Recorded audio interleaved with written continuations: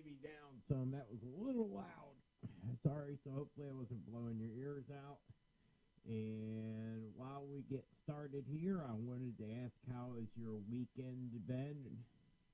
Or weekend been so far? It's Saturday night at 8 o'clock. We had a late start tonight because we had the neighbor running his mower, and I had to wait until the neighbor stopped mowing so I could, because my mics were picking up. My mics are too strong, and they pick up that mower noise. He's just running his weed whacker now, so we are okay. So, all right, I am bringing up the chat room so I can... Okay, 1 second. Let me answer the guest and let him know just to call in through Facebook at 9 p.m. All right. And guess if he wants to hear the show, I better let him know where. Cool. And what is my Facebook? I don't remember.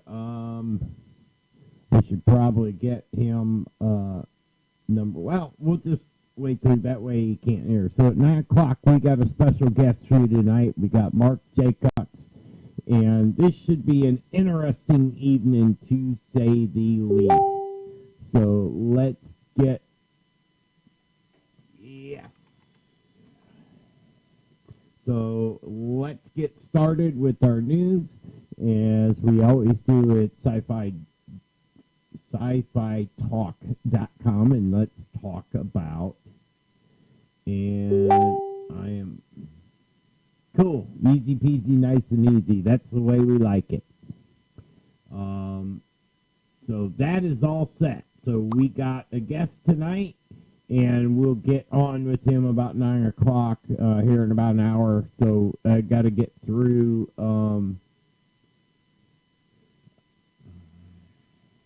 shoot. We got no start on Facebook, and... I do not know why we've had this. I put a new stream key in. I did everything I'm supposed to. Okay, well, we are rocking and rolling. And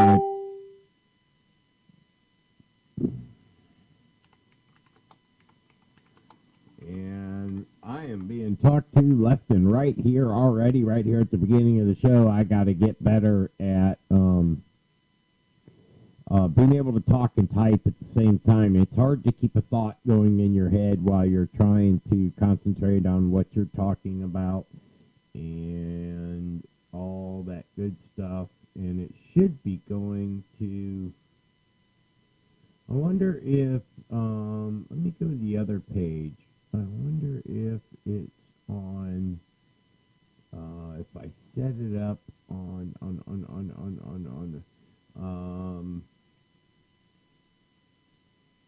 yep, sorry folks, I am with it tonight, aren't I? I should have had, well, we'll hit this, and then we will, use this one. And tag on. Okie dokie, I appreciate that to my producer. And I guess I'm supposed to hit that button. Yeah, there we go. All right. Now I need to click and expand. I want to make sure I get all these chat rooms going so that way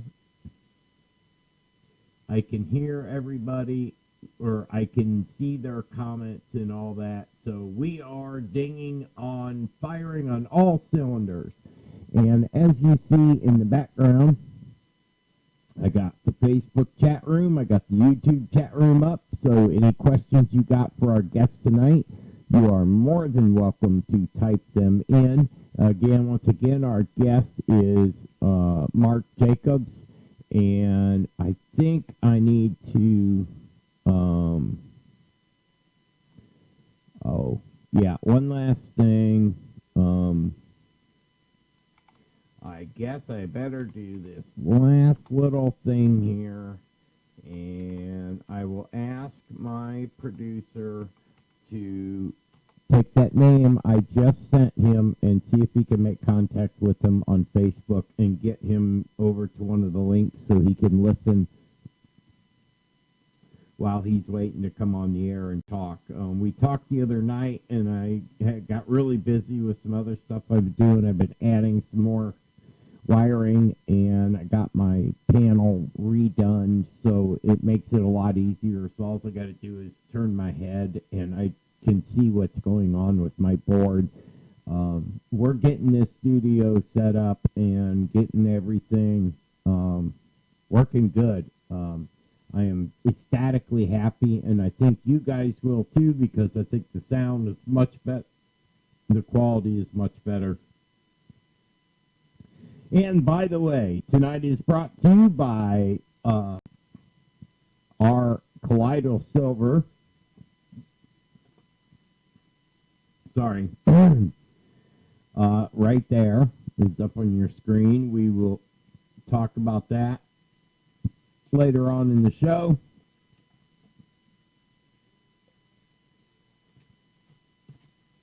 Sorry, I had to wet the whistle. It was not working tonight.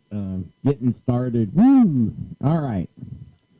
So, a couple of our big stories tonight is the AMC and Regal Theater chains announced a social distancing adjustment to the theaters.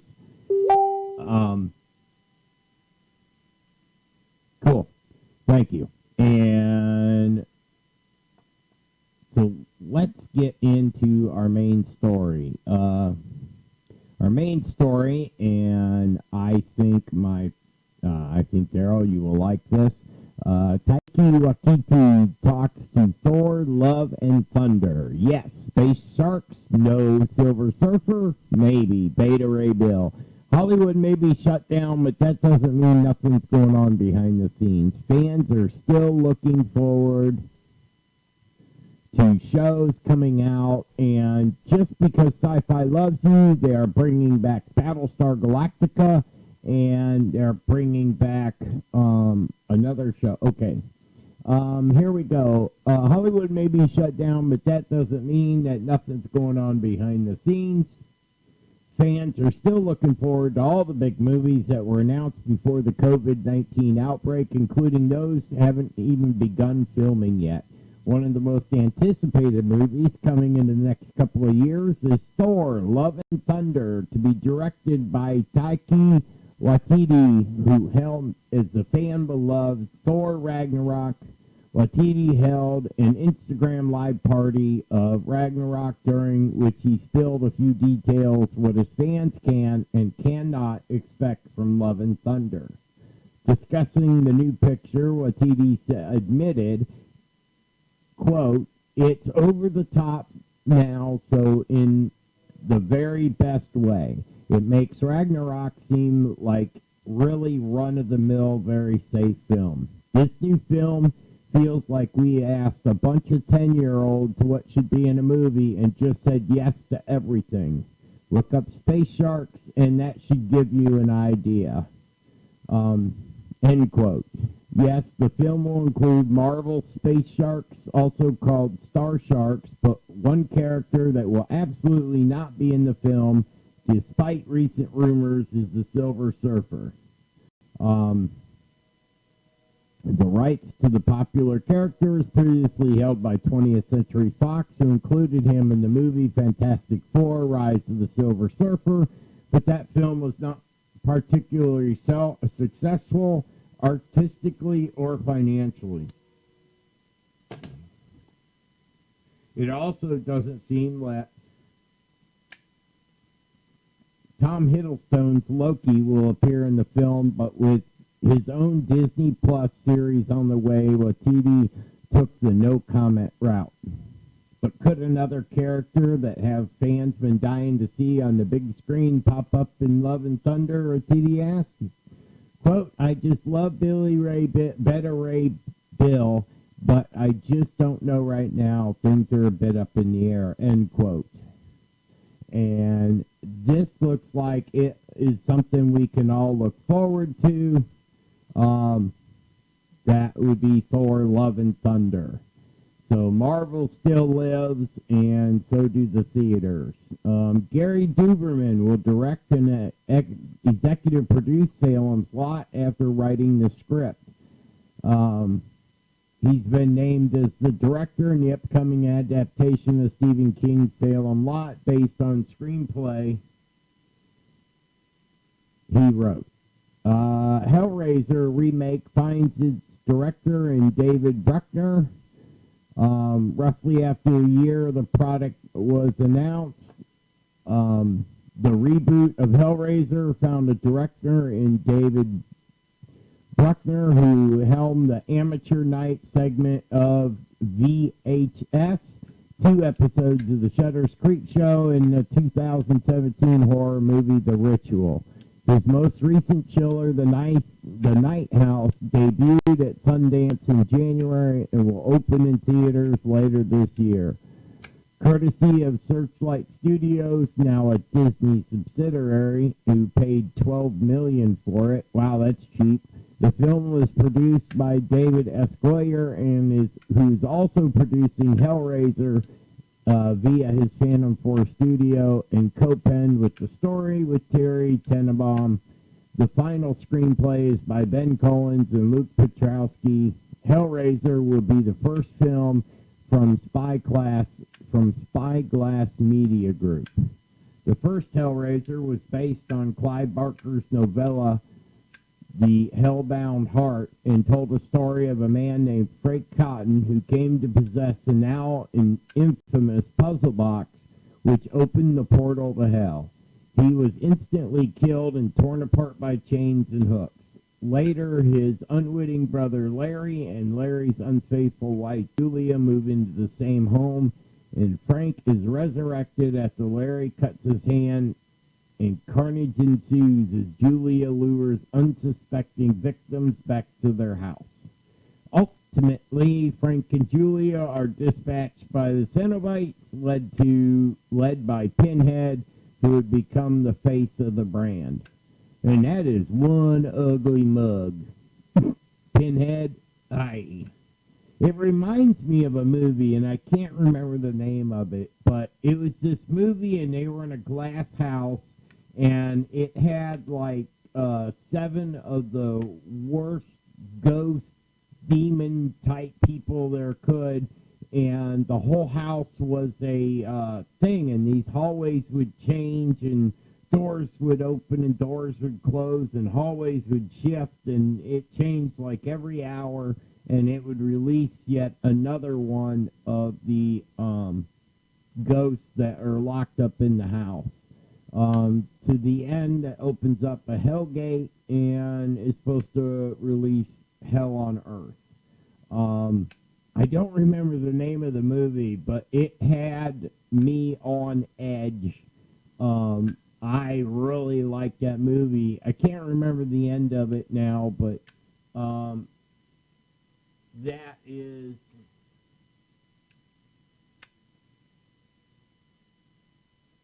The Galactic Federation Earth is being formed. So we can officially contact other planets. Right on.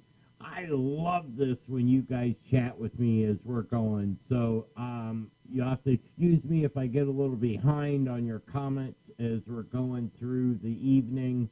I am doing my best to keep everything there and operating good and operating on time, and I am having a blast. And let me tell you, I'm here to stay. Sci Fi Talk is here to stay. Blue Collar Politics is here to stay. my new news show, which is every Friday at 5 p.m. It is the Thomas Friday News.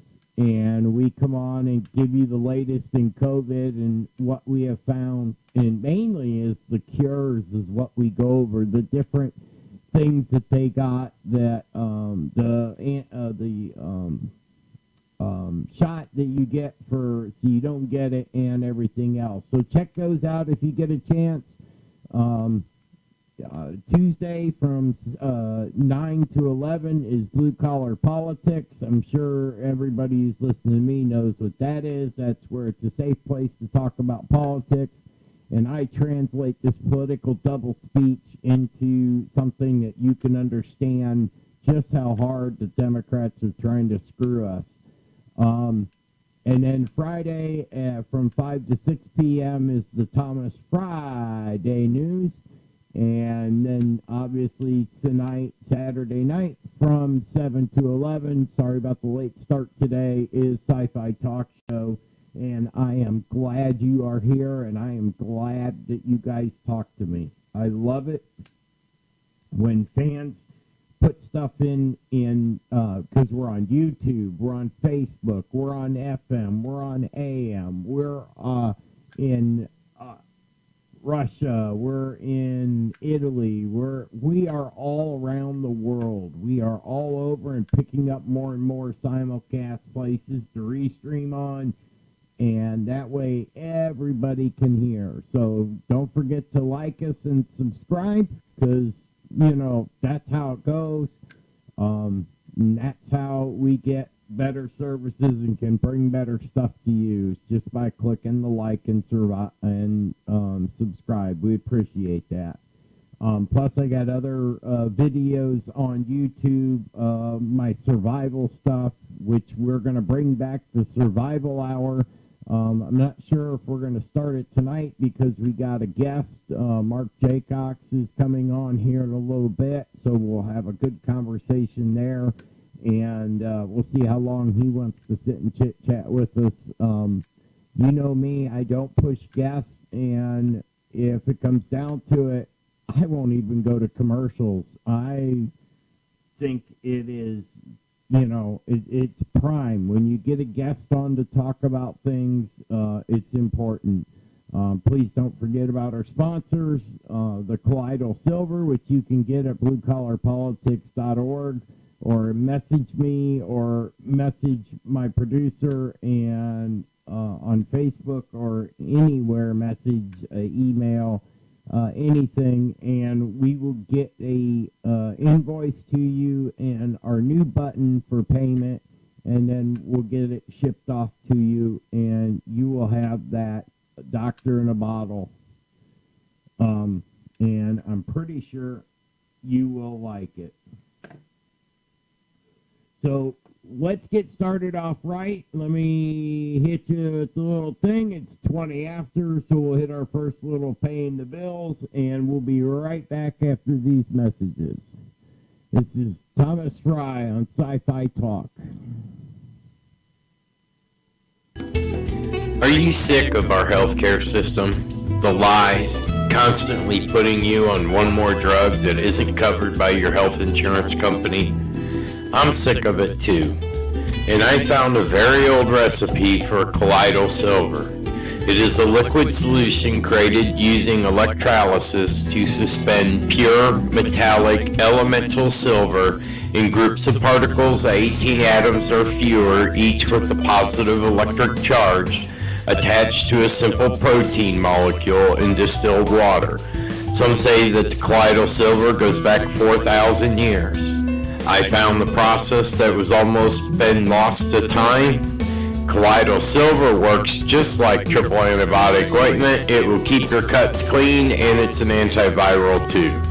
This product could save your life when there's no doctor around, and you can put colloidal silver directly on the wound to keep the infection away.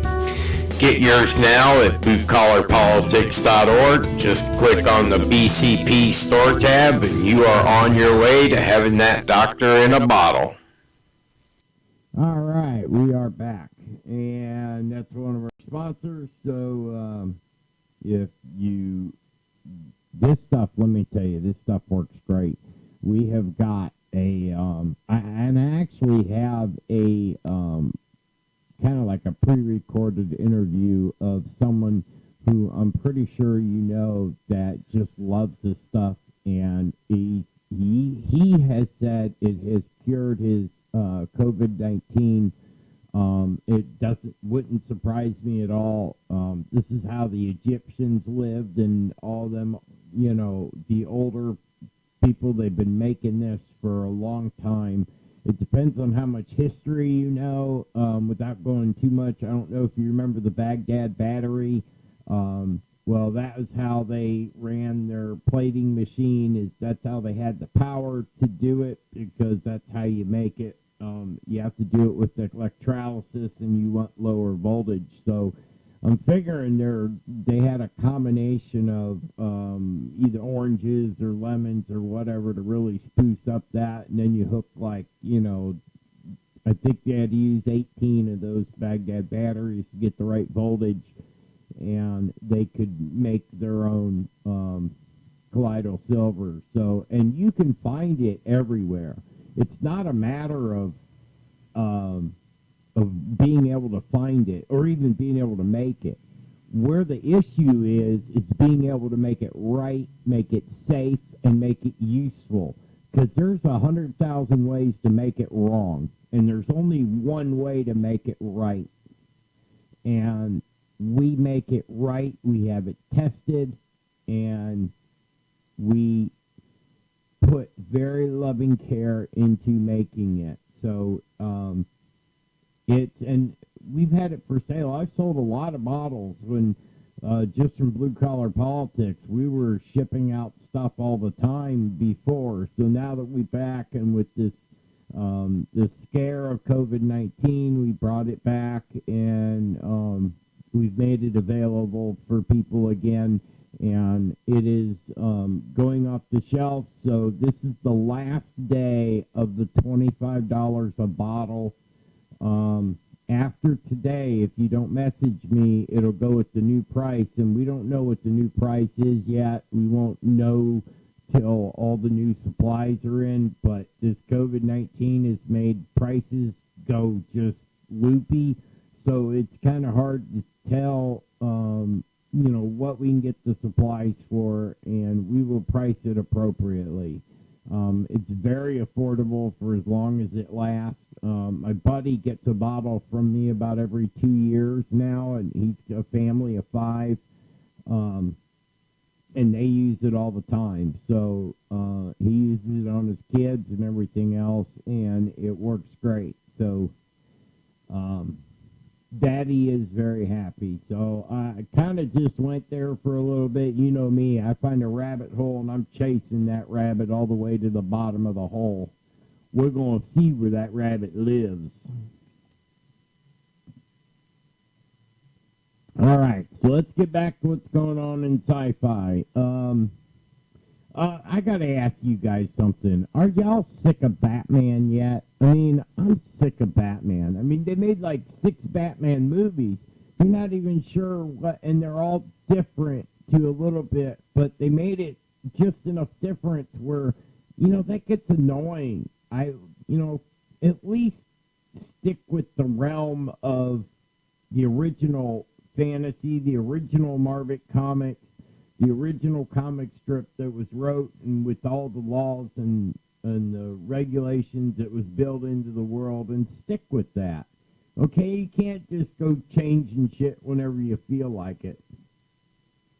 You have to stick with and that's why I like shows like Battlestar Galactica so much. I just love that show because, honestly, our world, if we go out into space, that's going to be exactly what will happen. Is we'll make robots to make our life easier, and we'll make them so smart that they get sick of us telling them what to do, and then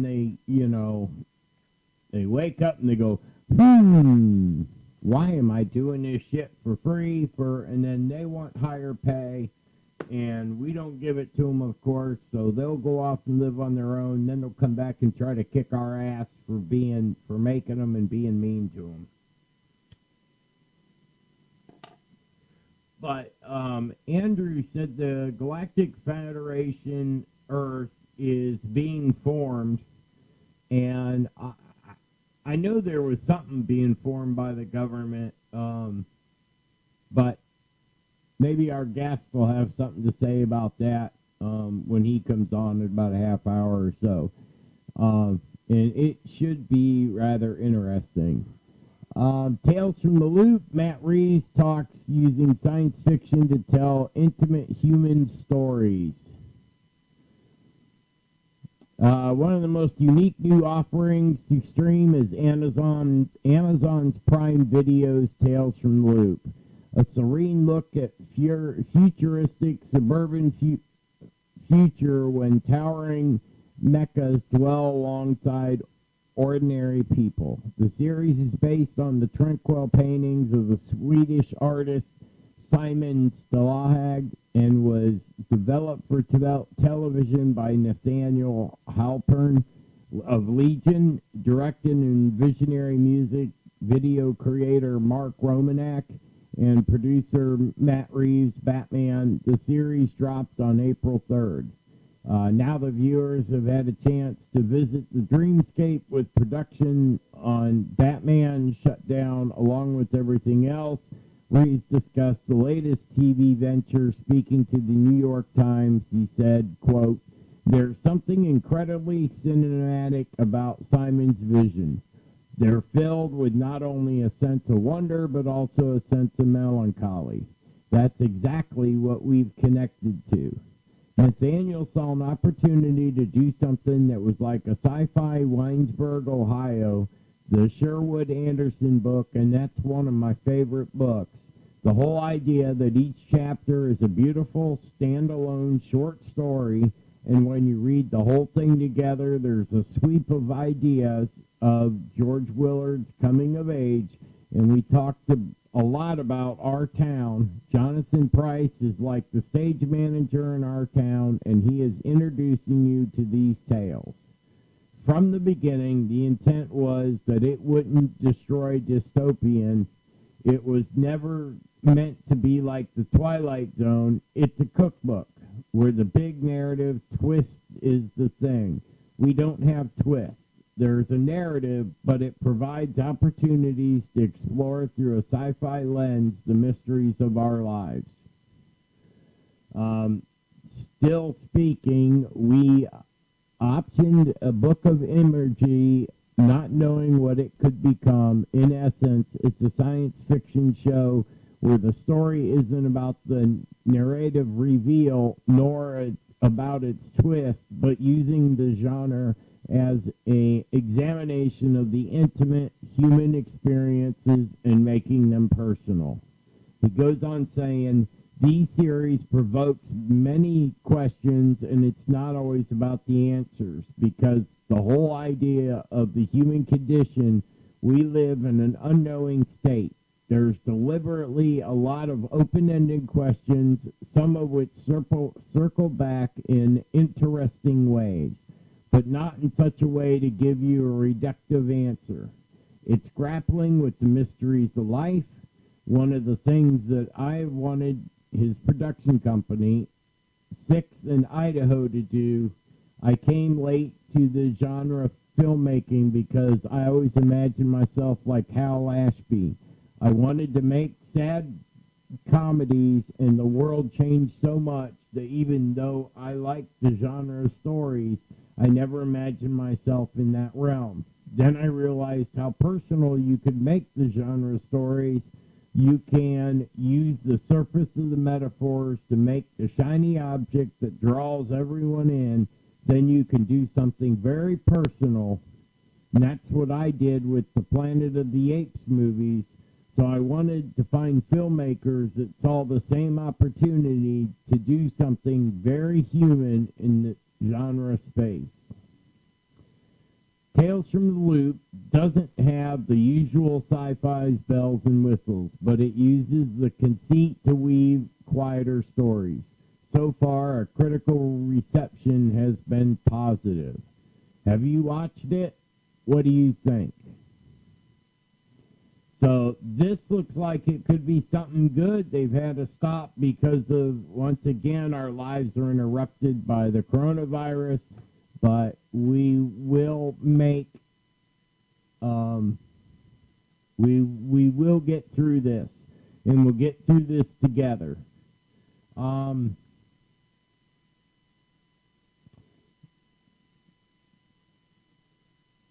Oh, no, I was just skipping a couple of these commercials that I just don't want to. Netflix delivers the first photos of the cast of Space Force, including Steve Carell and Lisa Kudrow. This looks like it could be interesting and comedic, if nothing else. Netflix has unleashed the first look of the upcoming workplace comedy Space Force from the creators of Steve Carell and Greg Daniels, and announced that the series will arrive on May 29th. Carroll and Daniels previously worked together on a massive hit, The Office. However, Space Force is set a long way from a paper company in Scranton, PA. Carroll stars as the four-star General Mark Nard, who is placed in charge of the titular Space Force, the sixth branch of the U.S. military, based on the real-life initiative from the creative mind of Donald Trump.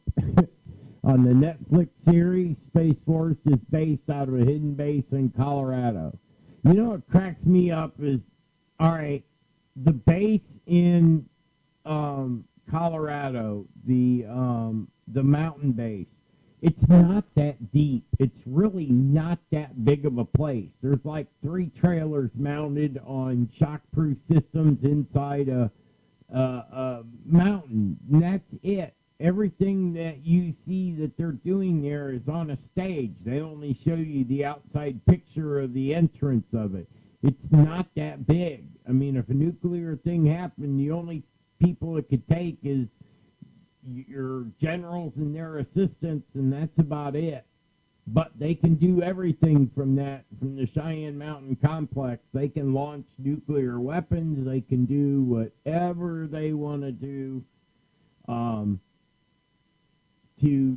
anything. If, we get blasted by nuclear weapons, then they can fire them all back from there. Now, that was for the old silos in the middle of the country. Now, I'm not sure if them old missiles are even still there. We've gotten where a missile a tenth the size can do a lot of damage, and we don't need those big ground things. I know a lot of people buy those for a bunker, to get away from that stuff if it happens. I mean, there's been a couple of them that are nice. They're selling like $1 million a floor, and you can be part of. And the one that I seen and took a tour of, it's got like 40 floors, and it's got everything you can imagine. It's a whole city that can work underground. And the only thing that bums me out is you have to leave all the cars on the top. They don't have a place. They got a few vehicles underground where they'll be protected, but for the most part, when you drive a car to many of these places, you have to leave your car outside. Now, I don't want to, if I go in, if the end of the world comes and I have to go into a bunker, I want my car with me. I mean, we are a car country, okay? And if I could, I'd put rockets on mine and just drive my car right into outer space. I mean, what the hey, we're a car culture, and if we're going to go to space, we got to still make the Corvettes and the Lamborghini spaceships so we can just tool around the solar system and go hang out with, instead of, hey, I'm going to take the car and I'm going to go see my buddy Jim down the street. It'll be like, hey, I'm going to run over to Mars and hang out with my buddy for the evening, and then I'll come back. Kind of like what yuppies do now. They live in California and fly to New York to have a dinner to fly back. The whole evening cost them 10 grand, and that was just to go get something to eat. So, but we shall see what the future will bring, and whether or not someone lights off that first one, or is it going to be World War III, or is it just going to be a limited nuclear attack, or, what's going to happen? I know one thing, with Donald Trump in office, we're not going to back down from nobody. We're going to be on it. I like that. I mean, this whole trade thing is working out with the Chinese, and... Oh, okay. Yeah, we're still okay. I'm getting hot with these headsets on. I got to get me a set of headsets that aren't like wearing a baseball cap and make me all hot and sweaty. So, all right, we'll be right back after these commercials. So stay with us here at Sci Fi Talk. I am your host, Thomas Fry, and we'll be right back. Are you tired of coming home to find out only that you've been robbed? Did your alarm company call you and tell you that you've been robbed and the police will be there in 20 minutes? No one can stop all thieves. But at CK Custom Security Consultants, we can design and install a real CCTV security system that will give you the evidence you need to put them away. Here at CK Custom Security Consultants, we do an on-site engineering assessment where we discuss the pros and cons of the different security systems available that just might suit your needs. This service is free. There are several different financial options available for you, and we look forward to meeting you and assisting you in reaching your security goals. CKCustom.com, where all of your security needs are met. Are you sick of our healthcare system? The lies, constantly putting you on one more drug that isn't covered by your health insurance company? I'm sick of it too. And I found a very old recipe for colloidal silver. It is a liquid solution created using electrolysis to suspend pure metallic elemental silver in groups of particles of 18 atoms or fewer, each with a positive electric charge, attached to a simple protein molecule in distilled water. Some say that the colloidal silver goes back 4,000 years. I found the process that was almost been lost to time. Colloidal silver works just like triple antibiotic ointment. It will keep your cuts clean, and it's an antiviral too. This product could save your life when there's no doctor around, and you can put colloidal silver directly on the wound to keep the infection away. Get yours now at bootcollarpolitics.org. Just click on the BCP store tab, and you are on your way to having that doctor in a bottle. You are listening to the WWTR Sci-Fi Talk Show on the Global Enlightenment Radio Network. Do not forget to check out our Facebook page and our soon-to-be website at www.sci-fi-talk.com. Weird Talk Radio presents Sci-Fi Talk Show with host Thomas Fry. Let's get back to the action.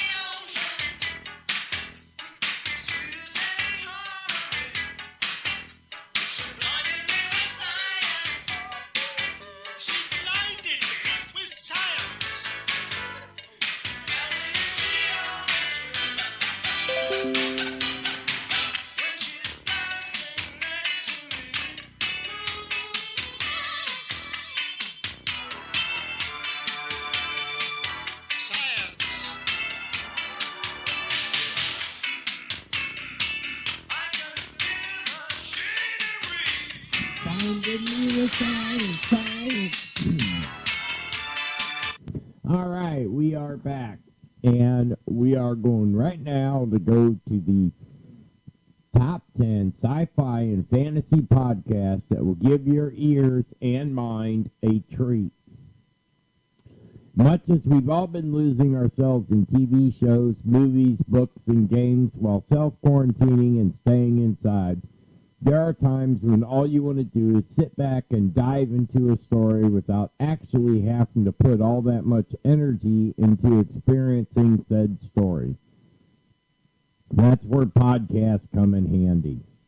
Even if you've never exactly been the kind of person who normally delights in listening to a bunch of people have a conversation that you can't participate in, podcasts, particularly scripted ones, have the uncanny ability to transport you mentally to faraway worlds, which is something we could all do right now. Even better, you can listen to all these choice pods while doing whatever has become your new normal while keeping safe at home. So, we have top 10. Mission to Zyax. Through each member of the Bargarian Jade is a specific type of deadbeat on their own. Together, they've saved the galaxy multiple times while journeying through the dangerous Zeeks quadrant on a variety of diplomatic missions to different planets. Though each episode is improvised, the larger story being told across the show's 4 seasons has come together in a scientific way. You have the Ars Paradoxia, when a modern-day physicist, Sally Grimson, inadvertently unlocks the secrets of time travel and accidentally finds herself flung back through time to the year 1943, she immediately becomes one of the most brilliant people in the world because of her knowledge of the future. But while knowledge is power, the gendered power structure of the 1940s is almost unimaginable obstacle for her. Both her quest to find her way back and to her own time and to fight the epic battle she never imagined herself getting sucked into. Adventures in New America. The Adventures of New America tells the tale of an unlikely pair of friends who team up to make their way across the country in search of what they need most. It takes place in a near dystopian future where the world is plagued by space vampires who hunt black people, and the American healthcare system is still designed to let those in desperate need of life-saving treatment die. All right, the Deca tapes. And by the way, we'll have this list on our Sci Fi Talk Facebook page. I will put it up right after the show. I forgot to put it up before. That way, if you want to check any of these out, these are supposed to be the top 10 podcasts. At a time, the Deca tapes, at a time when so many of us feel trapped in confined spaces, the podcast, like the Deca tapes, hits a little bit different. None of the characters in the story knows why they were chosen to be locked away together in a room monitored as part of the mysterious experiment, but with each episode, all of which revolve around recovered audio, the mystery begins and becomes more clear and terrifying. Wolverine, The Long Night. As more and more people in the Burns, Alaska, start turning up dead, local authorities are increasingly convinced that the town's new amnesiac mutant resident, Wolverine, is the culprit. But even though Wolverine's got a violent past, the truth of what's happening in the sleepy Alaska town proves to be far more grisly than anything he or the police could ever have fathomed. Another great one is Limetown. 10 years following the unexplained disappearance of 300 people from Limetown, Tennessee, The American Public Radio reporter Lisa Haddock journeys to the town to investigate what just the hell happened. The disappearances themselves are mystery enough, but the bigger question revolves around what the residents of Limetown, a place where a brilliant scientists flocked in order to conduct top-secret experiments, were up to. Also, it's a show now, so, and then you got the two princes, because both Prince Rupert and Prince Amir understand the royal duties that they'll one day be responsible for. They take it upon themselves to get a jump on the future and set out on individual quests to save their respective kingdoms at a time when their people need them most.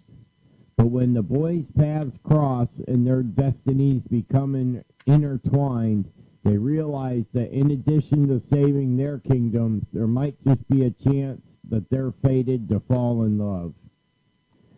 So if that's what you like, then all right. Then we got supernatural sexuality with Dr. Seabrook.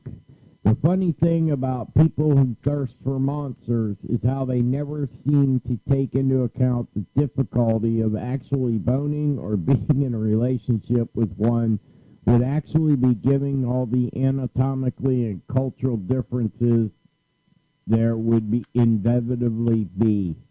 How, for example, does one kiss an orc beloved without being accidentally mauled to death?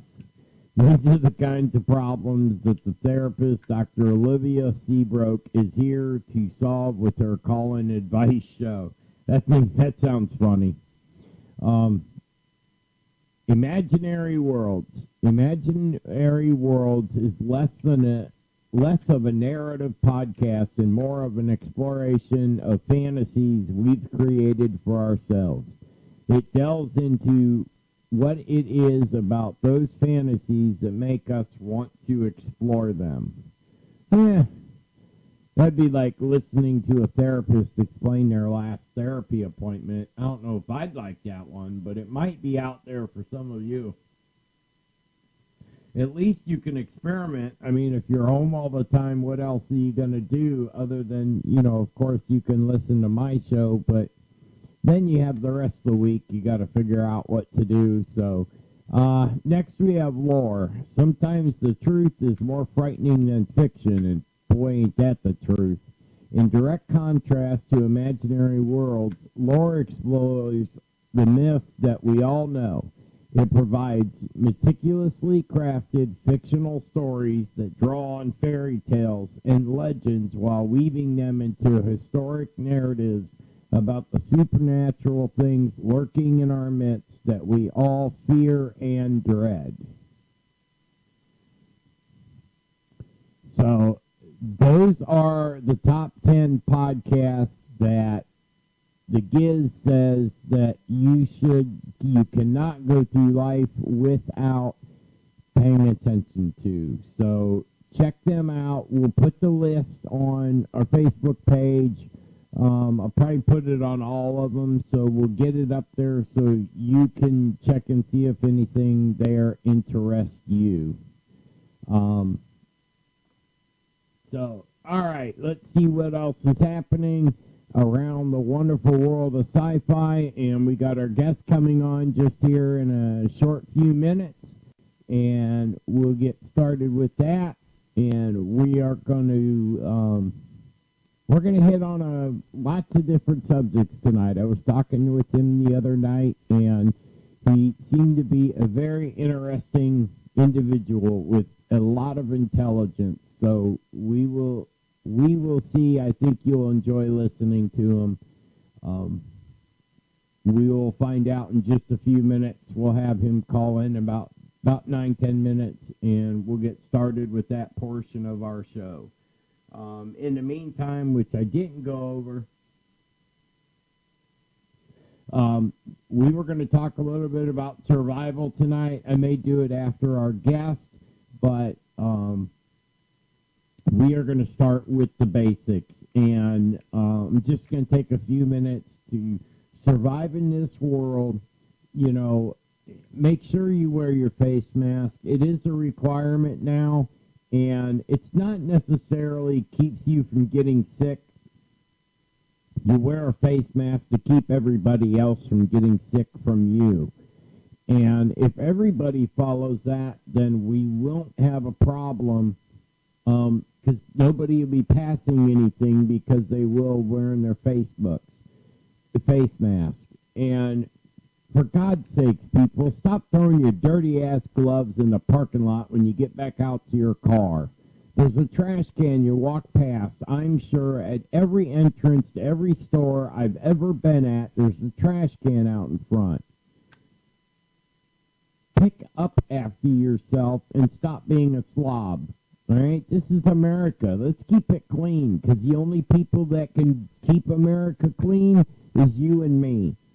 So, nobody else wants to pick up that stuff. It was on your hands. So wear your gloves, take your gloves with you. When it's time to take them off, throw them in trash cans, wear a face mask. I choose to wear a bandana. I'm a little bit country and a little bit rock and roll, so I don't like all them cheesy face masks, and I'm not wearing a respirator, so I choose to wear a bandana, and actually it's a plain white one, and I like it. I'm completely comfortable. It works. It does the job, but they have made it a requirement now. Some states have even put where they'll give you a big old fine with if you're caught not wearing them, or you're caught not keeping your social distance. Your goal is you want to keep 6 feet away from people.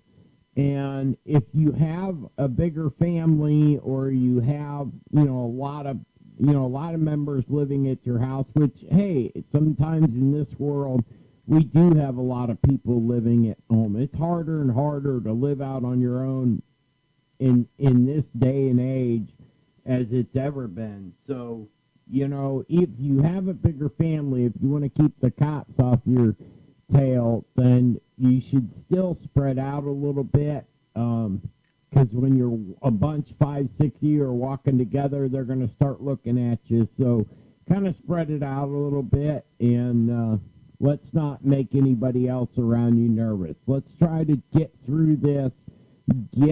Hopefully, they've got some cures, which I read on the news yesterday, and they've got some medicines that they're working. They're in clinical trials now, so hopefully before long we will have a cure for this and a inoculation, so people that have not that haven't had anything yet can be free of this. And once you had it and you survive, then make sure you give blood and tell them that, because for every person that survives, they can take and make 10 doses of a cure right out of your blood and give it to 10 other people, and then they won't have to worry about catching this coronavirus too. And if we follow these guidelines, by the end of May, this whole thing should be over, and we can get back to our normal duties. And because the internet is just all choked up with everybody at home and everybody surfing the web, and you got kids going to class on the internet now, and they're really not that prepared for doing it, so their system doesn't work right. And I don't know about where you're from, but down here in Florida, they've got a 40% kids making it to their online classes. There it means 60% are not going to school. And if you are a senior becoming a doctor, they not only did they cancel college, but if you were becoming a doctor, as long as you had a passing grade at the time they shut the university down, then you get your diploma and you get your degree and you are a full-fledged doctor. They're not making you go through the last semester. They're letting you off the hook with it and giving you so you can get out there and help other people. And That's how we're going to do it in this country. We got to help each other. We got to help our families. If everybody just helps their own family and, wears a face mask, wear the gloves like they ask you to. I'm the first one that, you know me, I know most of the conspiracies. I don't trust the government as far as I can throw them. But this is a good idea. This is not something that should be ignored. This is something that if you want to get better, buy some colloidal silver, wear your face mask, wear your gloves, and you'll be safe. Let's just be nice and do what we can. So hopefully, Mark, he'll be calling in any minute now, so you can go ahead and call in whenever you want. We'll get on with our guest, and we are going to have a little commercial, and then we'll be right back after these messages. You are listening to the WWTR Sci-Fi Talk Show on the Global Enlightenment Radio Network. Do not to forget to check out our Facebook page and our soon-to-be website at www.sci-fi-talk.com. Weird Talk Radio presents Sci-Fi Talk Show with host Thomas Fry. Let's get back to the action. I'm going to have to change that to where it says, let's get back to the show. I don't know about the word action anymore. I'm going to have to change that.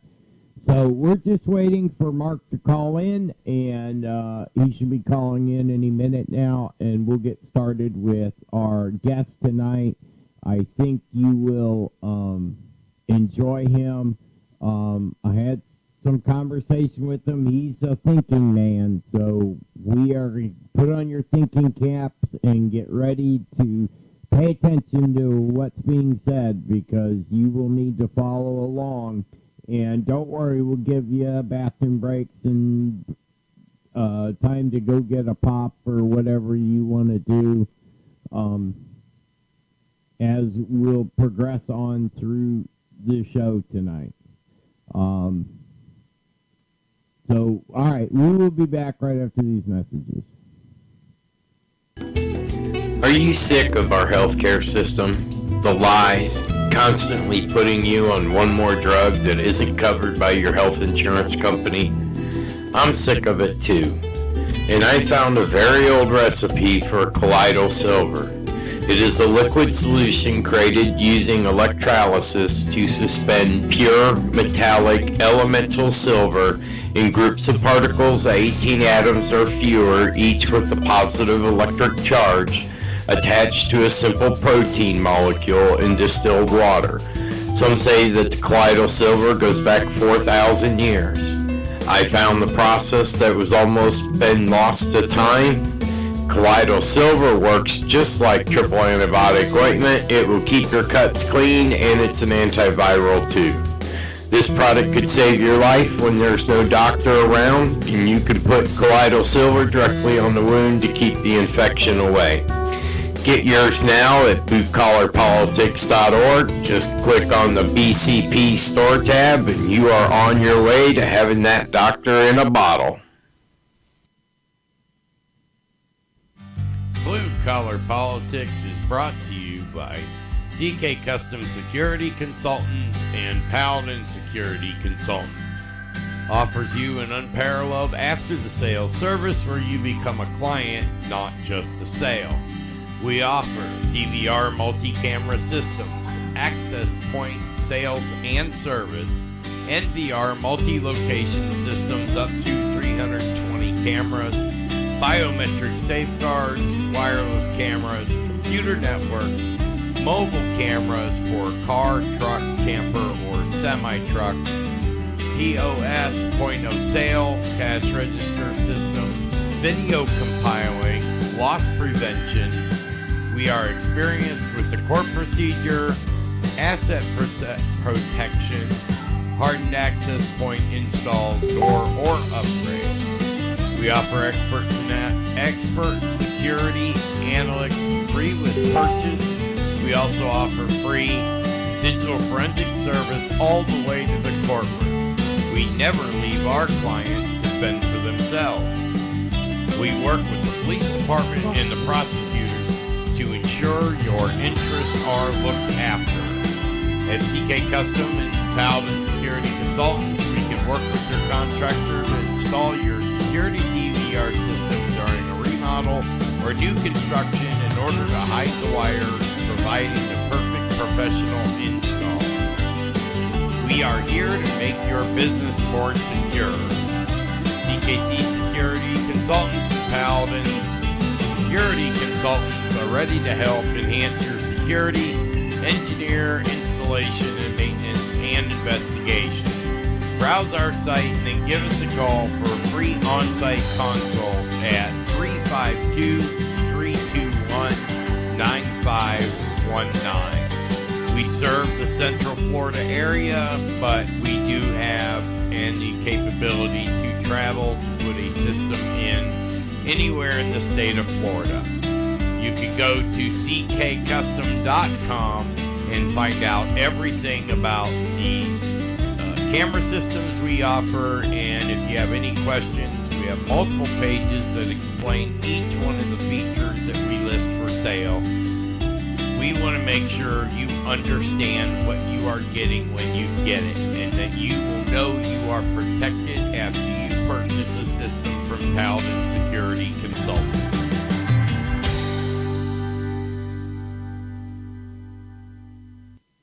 In our obsession with antagonisms of the moment, we often forget how much unites all the members of humanity. Perhaps we need some outside universal threat to make us recognize this common bound. I occasionally think how quickly our differences worldwide would vanish if we were facing an alien threat from outside this world. And yet, I ask you, is not an alien force already among us? What could be more alien to the universal aspirations of our peoples than war and the threat of war? Oh. Whoops. Sorry, I had a full mouth. I was eating some barbecue chips in between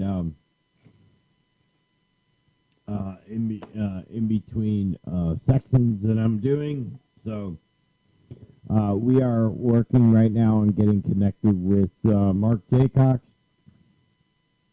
and we will bring you an interesting guest tonight. So I guess right now what we're going to do is normally it's 9 o'clock, so I would start my survival routine. So I think what we are going to do is we're going to talk a little bit about the food that, you should be eating. And a couple things you want to keep in mind, and this very much has a lot to do with survival. Whether you are at the end of the day or wherever, you have to remember that and it's important to eat the actual fruit, not just take a pill, because there may not be pills at the end. So you have to know where you get all your vitamins and mineral in the natural world, because, just the toilet paper that's gone, people have gone crazy buying the toilet paper, and it's just crazy. All right, so we will try to give him a call and see if we can get a hold of him. So just remember, eat your grapefruit, eat your oranges, eat your... Thank you, Mike. Mark. Hey, how are you? Who is this, Thomas? This is Thomas Fry from Sci Fi Talk. How are you doing tonight? I'm doing fantastic, Thomas. Thanks for the call. Oh, thank you. I appreciate it. I enjoyed our conversation the other night. I meant to get back to it, but it's just been kind of crazy, and I was getting ready for the show tonight, and I'm like, oh my gosh, I forgot to come back and talk to you. I was like, I hope you didn't get upset. I didn't mean to forget about you. We're still getting the studio situated at this new place. I got in a bunch of wires, and... Hey, the truth, Thomas, I never gave it a thought.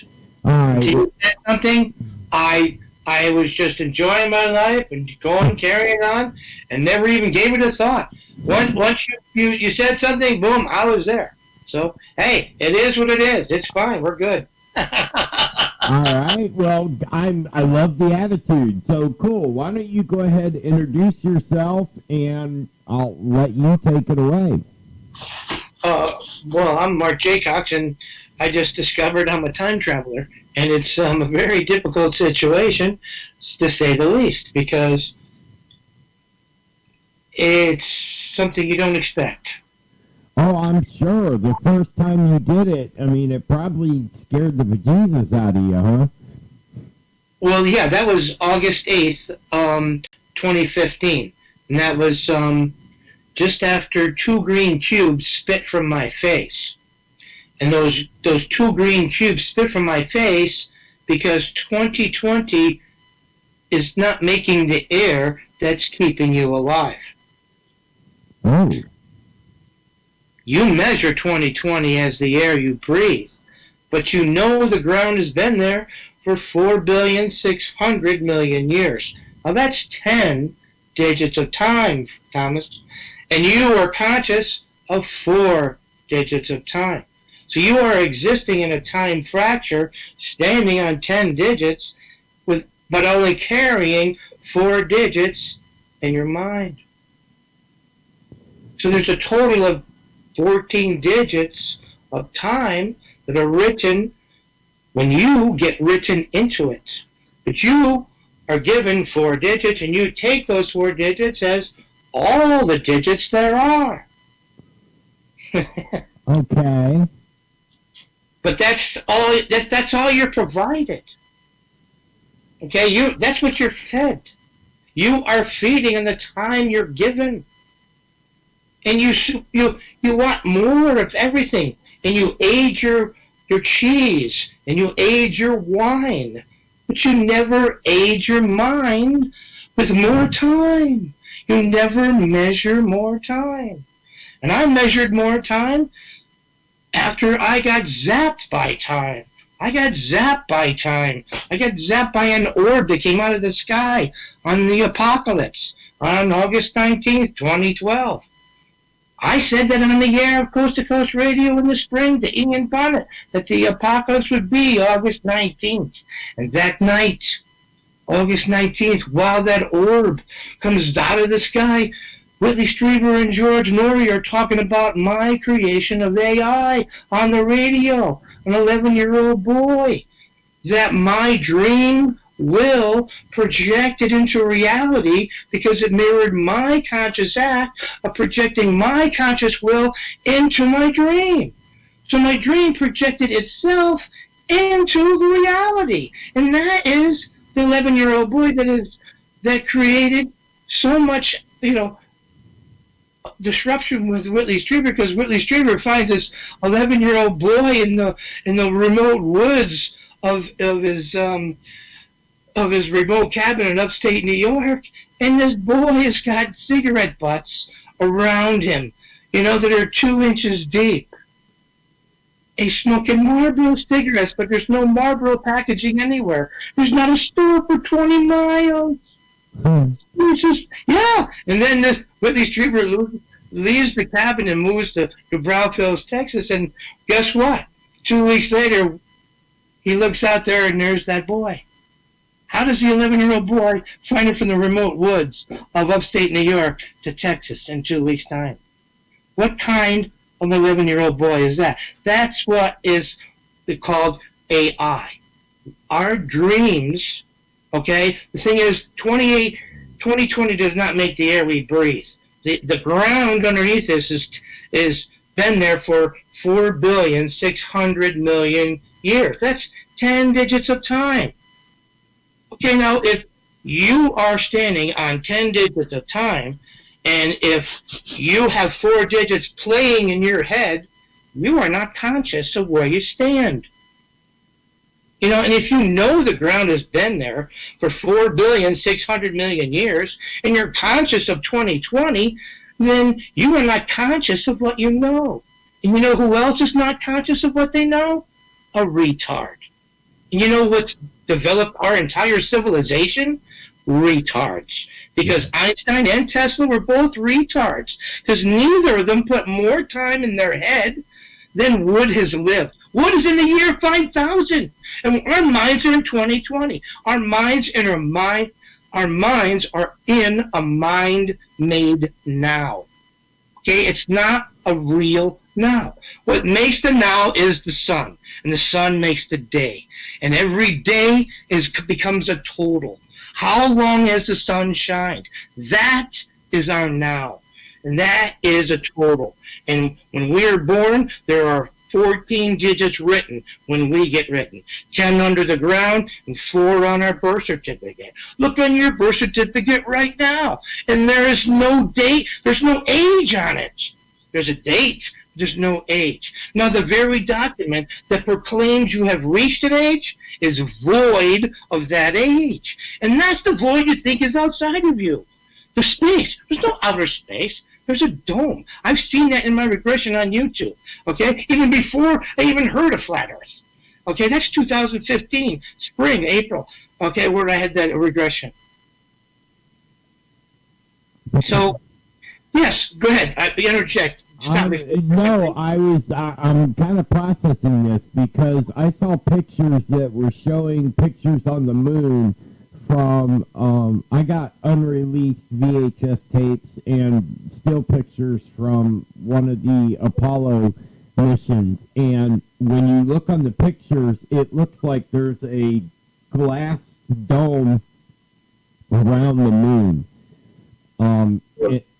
The moon is a projection. The lunar wave shows that, and so does so many other things.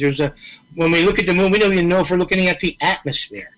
You know, I mean, we don't. It's a projection. I've been, led out of my house when I was 6 years old by Bigfoot, and the front door closed and it became a tent flap. And it was pitch black, and there were people being eaten like 10 feet away from me, viciously. If I had run, I would have been eaten too. And Dave Police would have found my foot in a boot somewhere. See, Bigfoot is our locator. He is our APOC.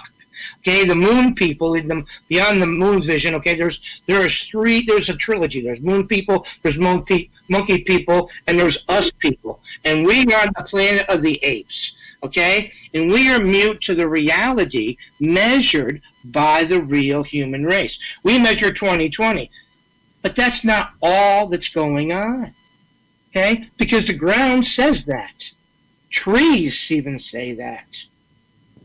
And your mind still hasn't got that. Let me ask you a question then. All right, I firmly believe that there are 13 different planes of existence. Is what you're talking about the multi-humans? Are we talking different planes of existence? The planes of existence that are in your mind come from where the cage of space that your mind has been given to think in. You've been given 4 digits. Okay, this is where you are. This is all the space that you're given to exist in.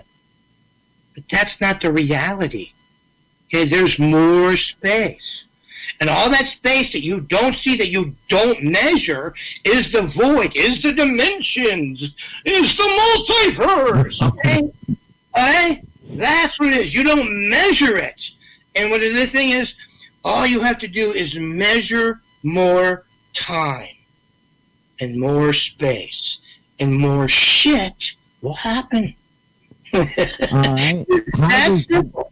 How does one measure? All right, I want to measure more time. I started in after the apocalypse, because that was the thing is, what's in the air. It's in the air right now are controls. And the controls were put there by minds in time that our minds don't measure as being there. Our minds measure 4 digits there, but control has lived longer than we are conscious of. And there are minds that have put stuff in the air long before we were born. And we breathe in engines in the air that create our dreams. Our dreams are manufactured by the air that we breathe. And as we breathe in these engines in the air, they manufacture our dreams, and they manufacture us from those dreams with conscious intervention, like I was explaining to you. Right. I was consciously projecting the Whitley Strieber's cabin in upstate New York, beginning in 1990, after I met him at a UFO conference down there in North Haven, Connecticut in 1990. Now, see, his book, Communion, totally changed me.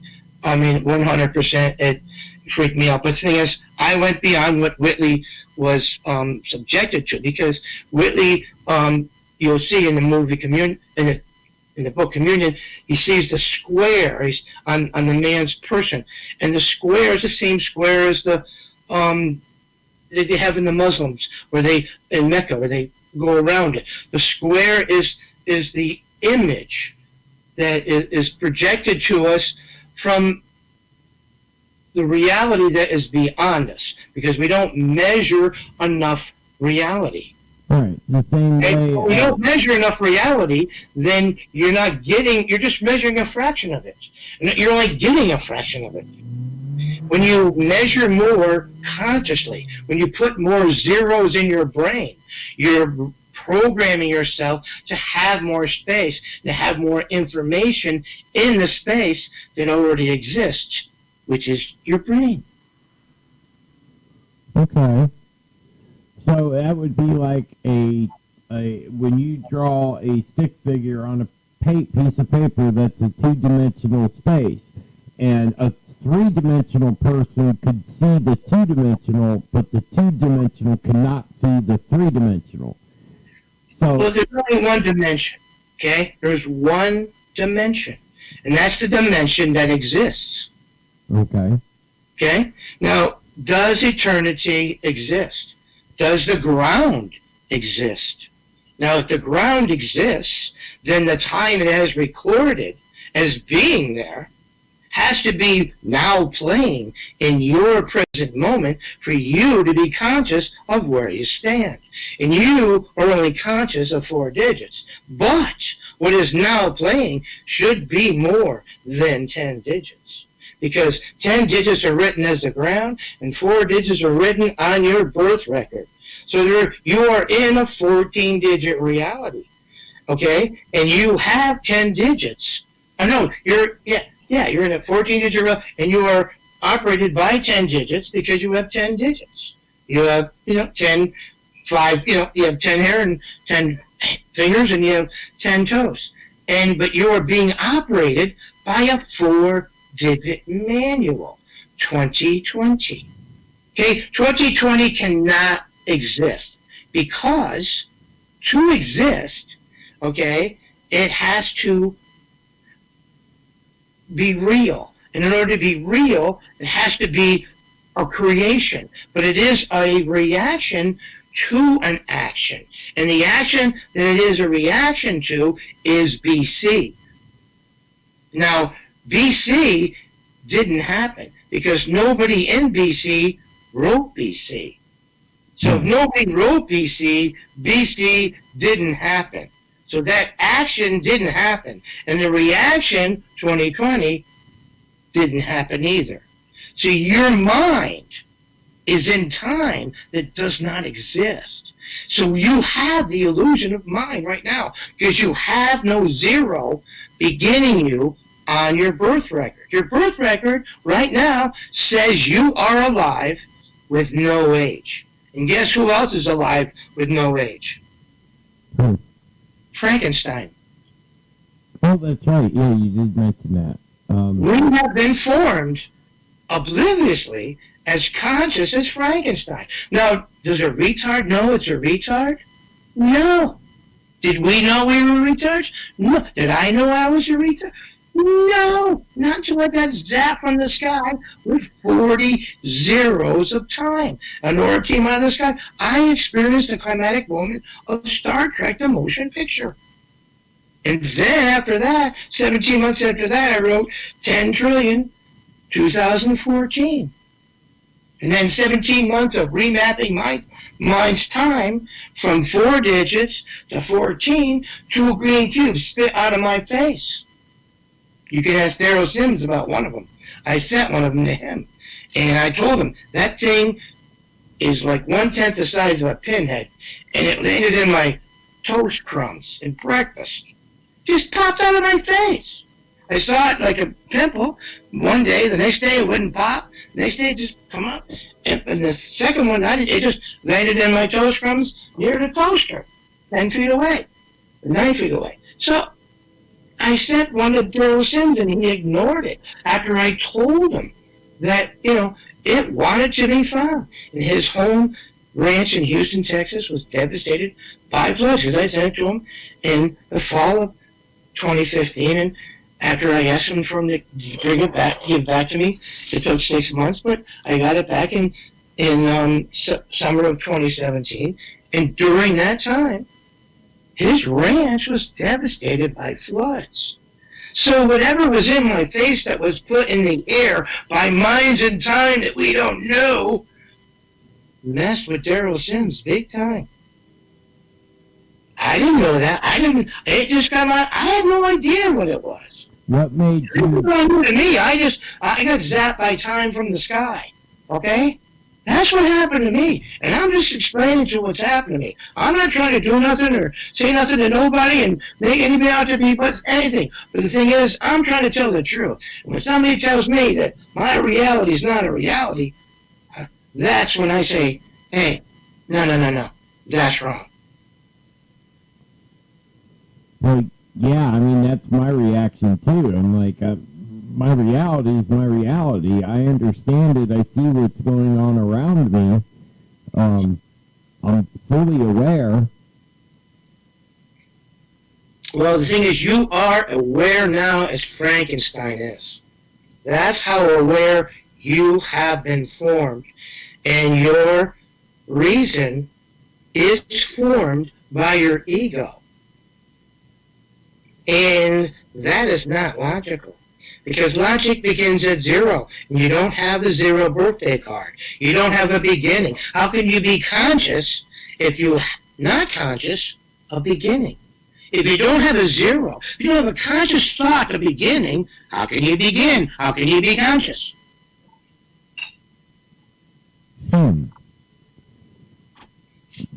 Why was your 0? Why was your first year? You have 8,760 hours of missing time, and you're oblivious to it because your 0 year is missing. You measure your life in birthdays and years, every year, year, but you miss your first. There's no 0 year. Day 1, it's your 0 year. Day 1, 0 year. Day 1, 0 year. You have no 0 birthday card. You go into the gift store and you look at the birthday cards, and you know what it says? It says every child begins at 1 year old. Oh, well, yeah. No logic bell goes off in your head because you don't have any logic. 0 begins logic. You need a 0 birthday card to be logically formed. You have to begin. You reform yourself from your beginning, the 0. You begin at 0 in your mind, then you become conscious of your beginning. Okay.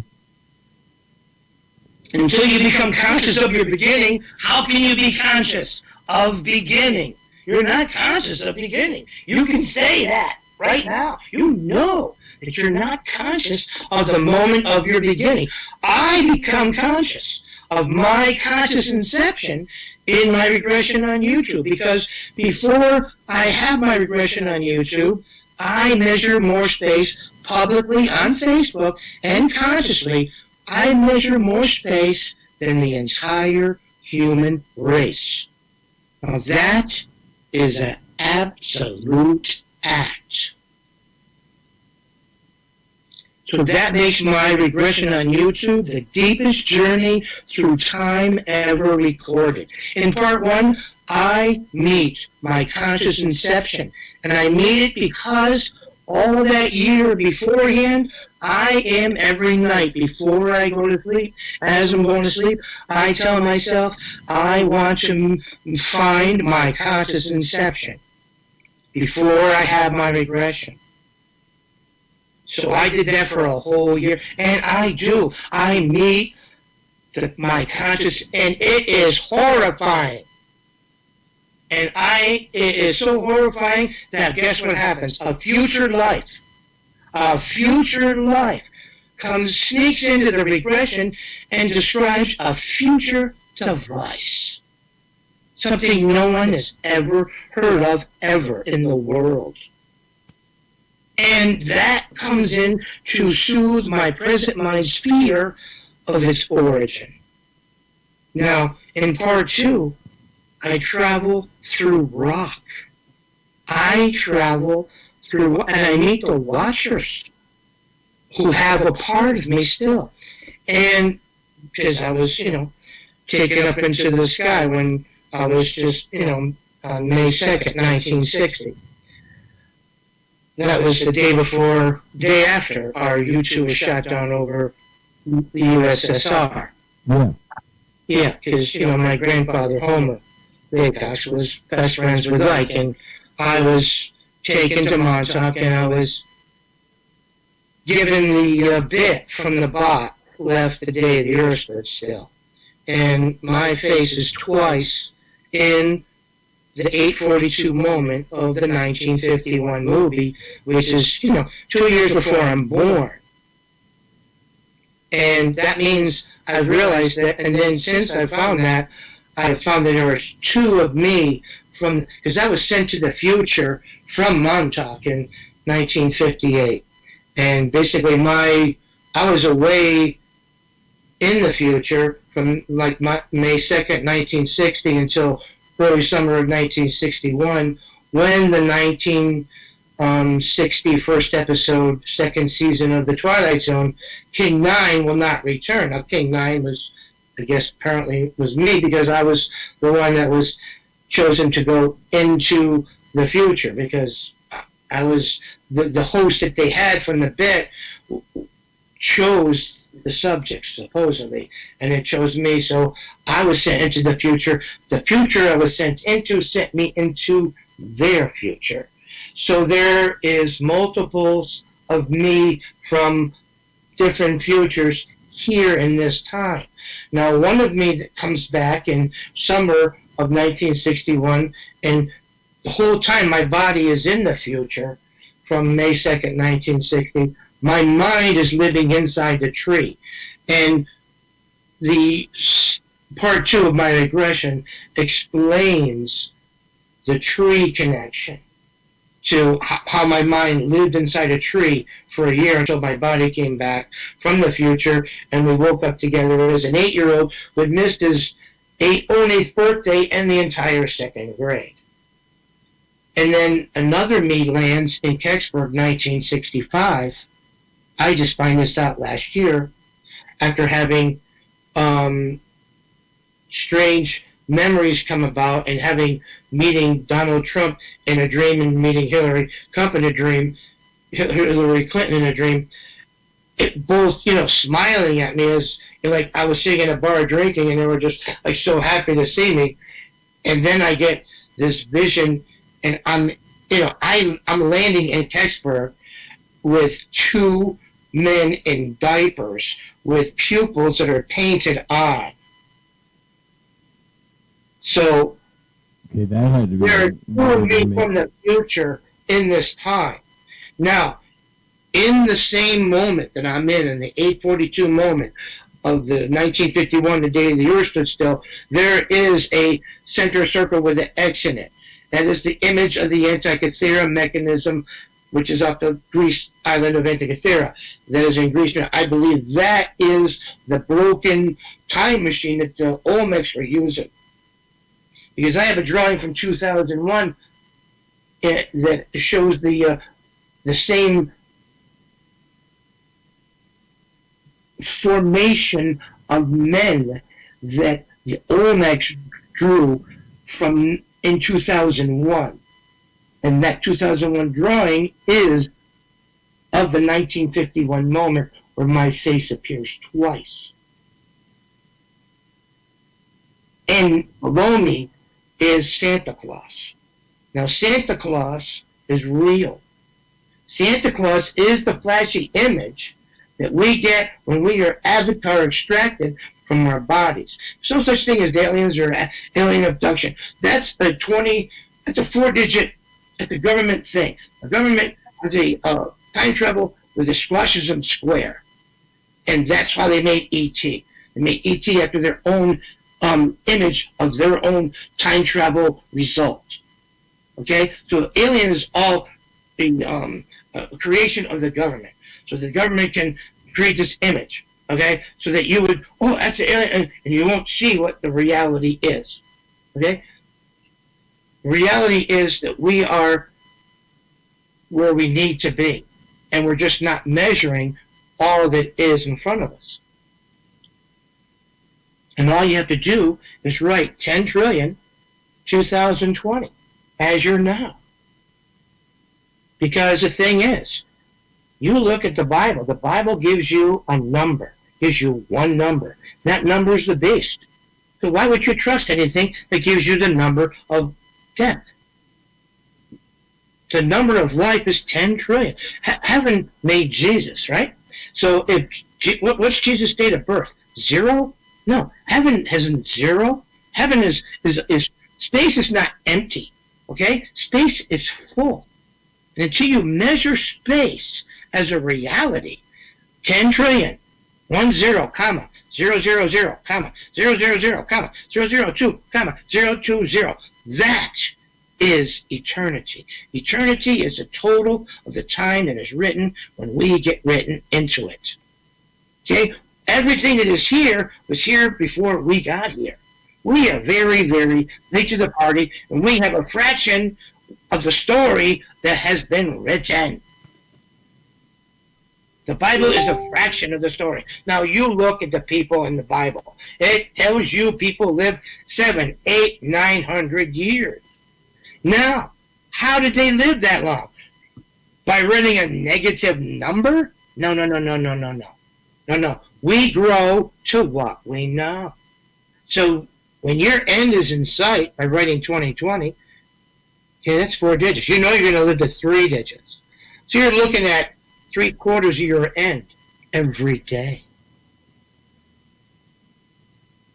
Okay, I'm trying to wrap my head around everything. But if you write, you know, you've heard of a goldfish, right? You leave it in a small goldfish bowl, it'll stay that size. You put it in a pond, it'll grow through. You put it in a pond 200 feet wide, it'll grow 3 foot long. So your mind is around 4 digits. You put it 14 digits. I did it. I put 14 digits around my mind, and it took 17 months for 2 green cubes to spit from my mind. And then on August 8th, 2015, I'm sitting there watching my favorite show, Barrett Jackson Auctions, live. Oh, I love that show. Yeah, but it's no more longer live. I ruined it on that day. Did you know that? When the bidding, see the guy on the stage when the last Michigan-bodied 427 Corvette comes up for auction, and the guy on stage makes the opening bid of 20 grand. It goes to 20, 40, 60, 80, 100, 120. Then 125, 130, 135, 40, 145, 50, 155, 60, 150, 65, 70, 175, 80, 185. At that moment, I'm thinking to myself, you know, if I bid 200K on that, right now, that man on stage would wipe his hands of the car and walk away.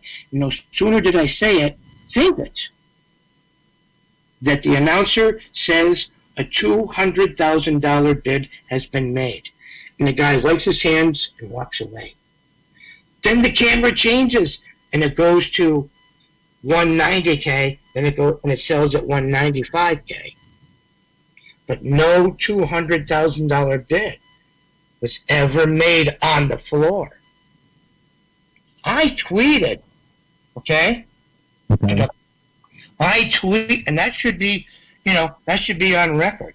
I tweeted an apology to Barrett Jackson and said, I didn't know I could do that. 2 green cubes just spit from my face. You know what I mean? I didn't know I had the ability, like Agent Smith, to teleport my will into somebody's mind 2,000 miles away. How could I know that? How could I know that?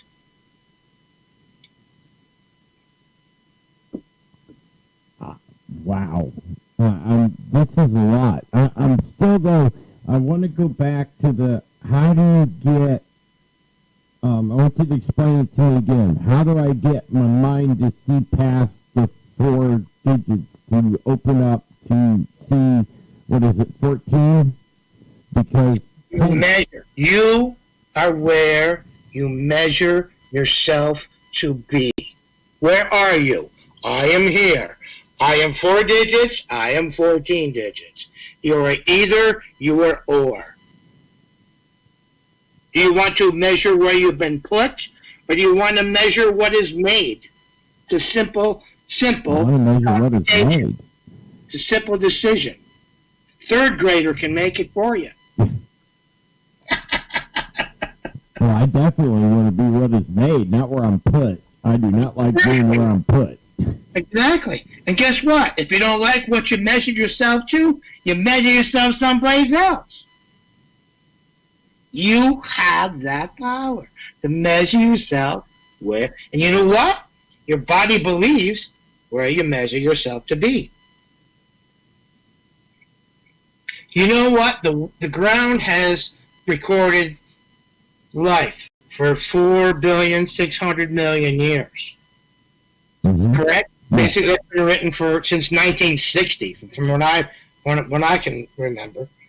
So, that's a pretty, it's 10 digits of time that life has recorded as being there. So that means life has been dying for 10 digits of time, which means worms have been eating for 10 digits of time. And you know which worms we're talking about, right? Tardigrades. Okay. Tardigrades are the oldest, most indestructible objects known. Yeah, I remember.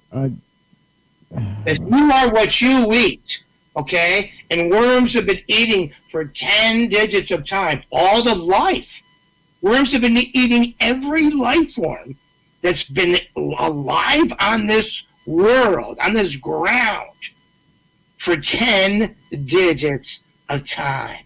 What are they now? Well, what they are now is invisible. Because if you look at you see what I did on August 8th, 2015, you will never, if you look at the Barrett Jackson, the very next one in Vegas, 2015. You know what you'll see? You will see psychic warriors on stage. That one was a week long. Yep. Yes, they're all week long. Both, yes. Well, on the opening day, you will see psychic warriors on the stage in Vegas. And you never, again, after August 8th, 2015, Barrett Jackson, you'll never see every bid live again. Now, that is time travel proof. Every single moment, every single time that Barrett Jackson says they're live, and they're not. Because they never been live since August 8th. That was the last time they were live. I tweeted an apology And you know what I got?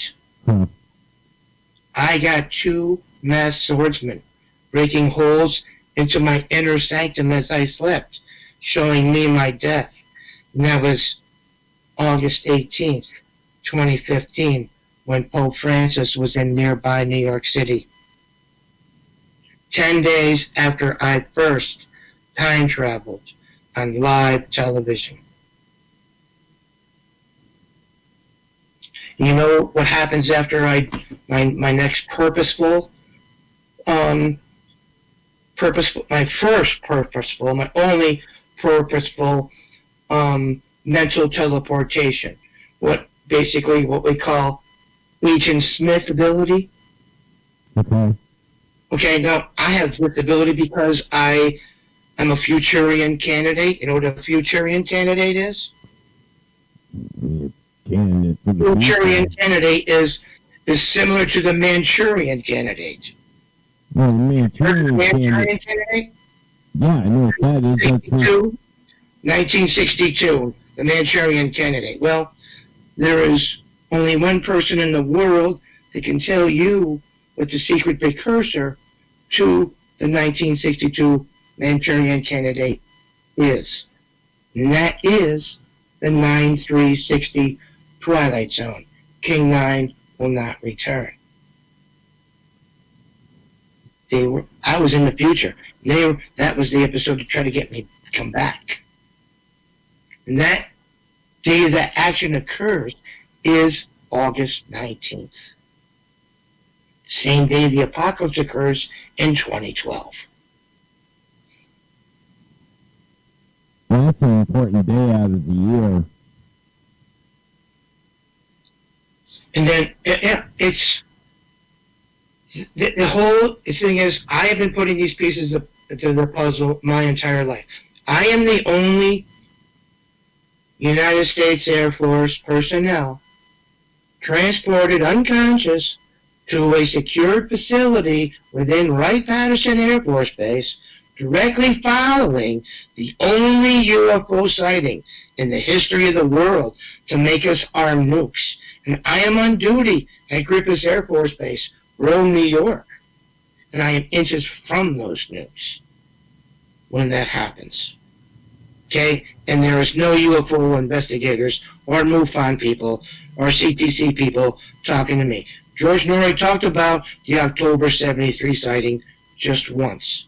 Hasn't talked about it since. When I was on the air, 2012, and I predicted the apocalypse to Ian Punnett, and I told Whitley Strieber on the air that 11-year-old boy was me. That's when CTC, I was a CTC insider. They revoked my CTC insider status, and Whitley Strieber never talked to me since, because only he can be right, and only George Norrie can be right, and only CTC can be right, because they live parasites. All of MUFON, all of CT are demonic. They have one agenda. You listen to us. We will give you the alien agenda, and that's all you will get. They hide the truth. I predicted the apocalypse, and they have hid my truth from your ears. That makes them demonic. Yeah, they had, what was it, that tunnel over in England that opened up? They had a huge demonic celebration at the opening of that tunnel that went through the mountain. I don't really follow them. I know when demons get in my way, I will tell them they're demons. And how can I tell them I'm demons? How can I tell them? How can I say that they're demons? Well, who's made the last living image of Jesus Christ? Who? Where is it made? It's made at St. Peter's Hospital in Albany, New York, in the early 1980s. It happened when I spent a whole year asking Gopal, the Men of the Magi's spirit guide, to help me get out of my body. I wanted to get out of my body to sleep every night. So finally I get out of my body, and I'm a piece of dust on a woman's pillow. and her husband's making love to her. And then their boy yells down the corridor.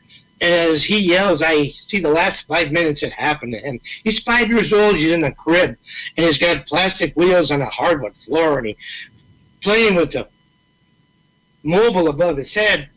He moves the crib across the floor and hits his elbow as he brings his arm up into the air against the wall and hits his funny bone. Cries out just when, the husband's about to reach his moment. So, the next 3-4 hours later, I'm standing in front of this woman and child across the street from me. As I'm standing at Kesser's Pharmacy there in Albany, across the street from St. Peter's Hospital. And just when she looks at me, time stops. I see planes, bees, birds, people, buses, trucks, everything. Stop. I have heard a silence you have never imagined. At that moment, the face of Jesus was put on a door right there. And then in 2012, I'm giving blood at the Marriott. That's 30-some years later. And a woman goes by after I give the blood. I'm at the refreshment counter. And she's a total stranger just walking by. And it's just like straight out of the movie 12 Monkeys. Because I am your James Cole, 12 Monkeys. Straight out of the movie, I say to her, you have seen the face of Jesus at St. Peter's, haven't you? As she's walking by. And she stops. She goes, how could you possibly know that? And I told her I knew, because I was there when that face was made. I don't know what made me say that. Mm-hmm. It's right from the movie. I am a mind that is remotely operated from the future. You look at my Facebook, and you will see I say things just before things happen. Just before the outbreak, I said, kill the news, people. I said, kill the news, people. It's right there.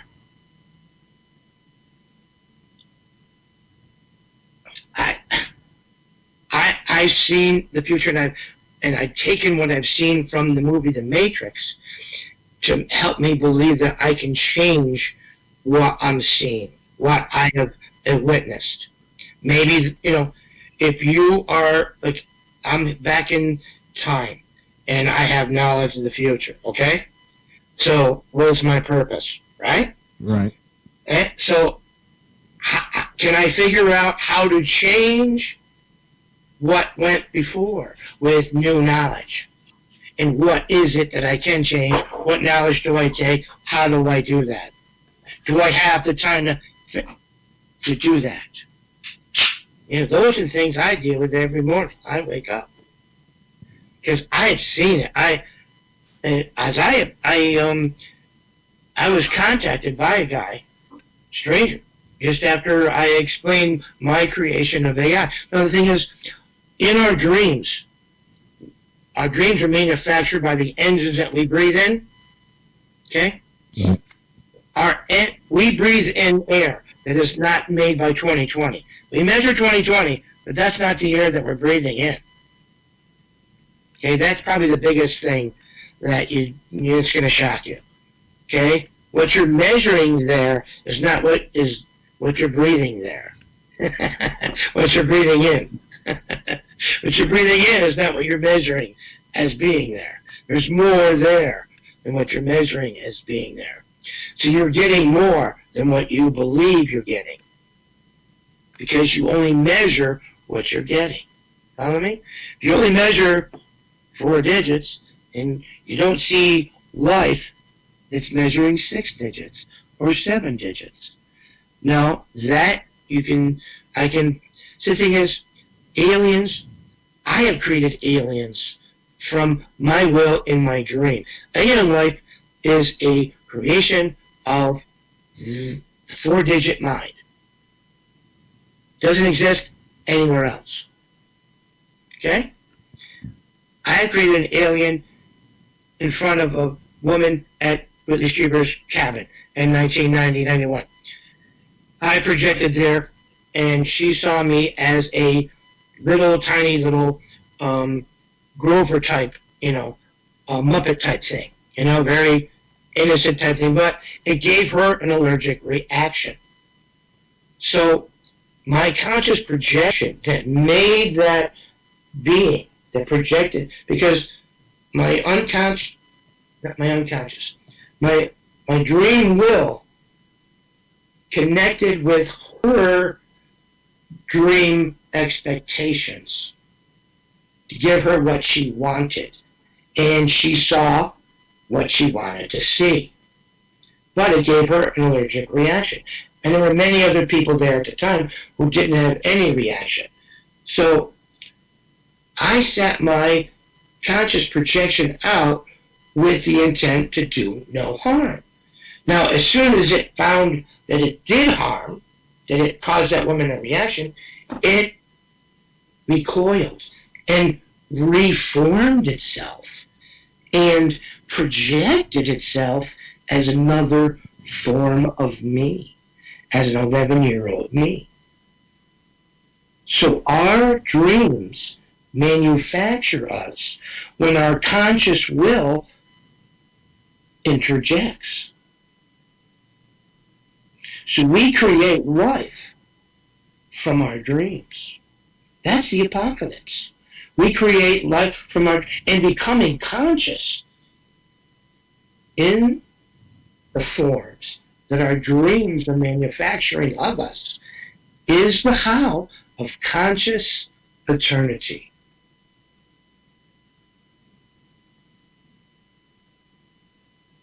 Okay, I think I'm with you.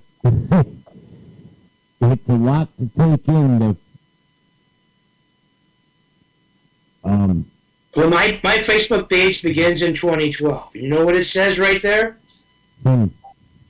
It says, I will become the first human to prove that I'm using twice my brain than anybody else. Because back then it said we're only using 10% of our brain. So if I can prove I'm using 20%, then someone will have to do 30, and then 40, then 50, and eventually we'll get to 100. And guess what happens? In 2014, the movie Lucy comes out, which is exactly verbatim what my 2012 Facebook page writes. And now I have audible varying vision and invisible vision. And you will never believe what's happening in this world, because you don't believe that you only measure a fraction of what is. How can you know what's happening in the world if you're only measuring a fraction of what is? If the world is 14 digits long and you're measuring 4, how much are you missing every day, every moment, that you're not measuring 14 digits? Put 14 digits in front of your face, because that's what's happening. That's the reality. And we are the mute humans, only measuring 4 digits in the planet of the apes. I've met 2 species of life. The watchers that I meet in my regression on YouTube, and I've met the monkey people of India lore. And they are the shapeshifters. They appear as human. They are monkeys. They can appear as alien. They can appear as anything your mind thinks, because their minds are telepathically controlling yours obliviously, because they are measuring more time than you are consciously. They are conscious of more space. You are conscious of what you're given, and you've never asked for more. And that's the design of the air that you breathe. We're all in this control together. Even I'm in the control. Even though I've gone through time, I'm still under the control of it.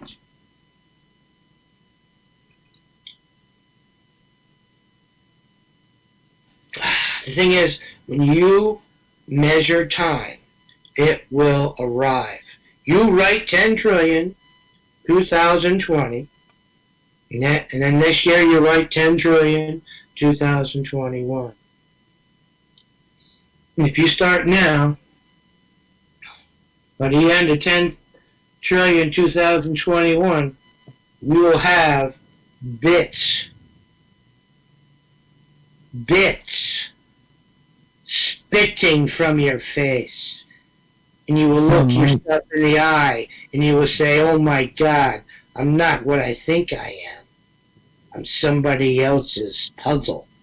I'm somebody else's property. I'm somebody else's creation. And they're right there. They're right there. They're not dead. Gods aren't dead. Gods don't die. Okay? There can be no word of God because gods don't die. Gods don't speak. I've met the Watchers. Okay? The real human race. And they don't speak. The monkey people, they're very talkative. But the Watchers, they don't speak because living gods don't need to speak to humans. They just think their will into their heads. That's what gods do. They don't speak. Only men speak the words they think are coming from a god that they believe was killed. No man can speak for God. I believe every pastor, every minister, every reverend, the Pope, they're all demonic preachers. Because no man can speak for God because God does not speak. It's very simple. There's a reality going on that's been close your eyes. The people that have taken your halo, you've seen Jesus, you've seen angels, and they have halos painted on them. From Da Vinci, from all the Renaissance on, from time began. What's that mean? What's that halo? That's the time that it was there that made Jesus, that made eternity, that made you. That's your zero. That's what your halo does. It gives you the memory of heaven. Hell takes your halo and puts you in its place. A mind made now with men with penis hats on. Give me a goddamn break. Yeah, those hats always crack me up. They're all demonic. The Pope is demonic. Every single guy who's preaching the Word of God is a demon. Because there is no Word of God. Gods don't speak. How can dead gods speak? Oh, my God's dead, but he's speaking. Give me a fucking break. Only living gods can say what is. And they don't have to. They don't have to. They don't have to. And if you don't have to, will you? No. So why would they? Yeah. There you go. It's logic. And logic begins at zero. If you don't have a zero birthday card making you logical, then you have no logic. Logic is simple. It connects everything. So to keep you disconnected, they take your zero away from you. They take your 0 year. You are missing 8,760 hours of your life, of memory, because you don't have a zero birthday card. And you don't know it. I can't put it there. All I can do is tell you that you can. You walk into heaven because you've been walked out of it. You've been written out of heaven. You can write yourself back in. It is that easy. A third grader can write 10, comma, 000, comma, 000, comma, 002, comma, 020. That is the total of time written when we get written. Time is a total of light that the sun has made bright. So, be in the light. The light is the space that the sun has made bright. Write the space, and the light will fill it. The light will fill you. How can light get inside you if you don't write the space for the light to shine, to be there? Right? How can time travel through you if you're not writing it to travel through you? How could, you have to see it. Seeing is believing. Seeing is believing. You write it, and guess what? Your body will believe it. It is that easy. You write it, and your body will believe it. So as soon as you write more space for your body to be. So am I supposed to write the 10 trillion, 2020. Right, every day until a year, and then write 2021? Right? Yes. When you write it more times than you haven't, then it will become your reality. And your body will believe that it's your reality. And your body will react to the new space that you put it in by making new senses. And I hope you get 2 different senses than I do. You know what that would mean? In 10 years, humanity would have 100 senses. Wouldn't that be wild? See, evolving is evolving your state of being right now. And how can you evolve your state of being? Right? Unless you're evolving more senses. Sensing more of what is there. And how can you sense more if you're not measuring more? Very simple. It's a very simple math. I think I'm starting to get it. Yeah. You measure more and you will get more. It can't be easier.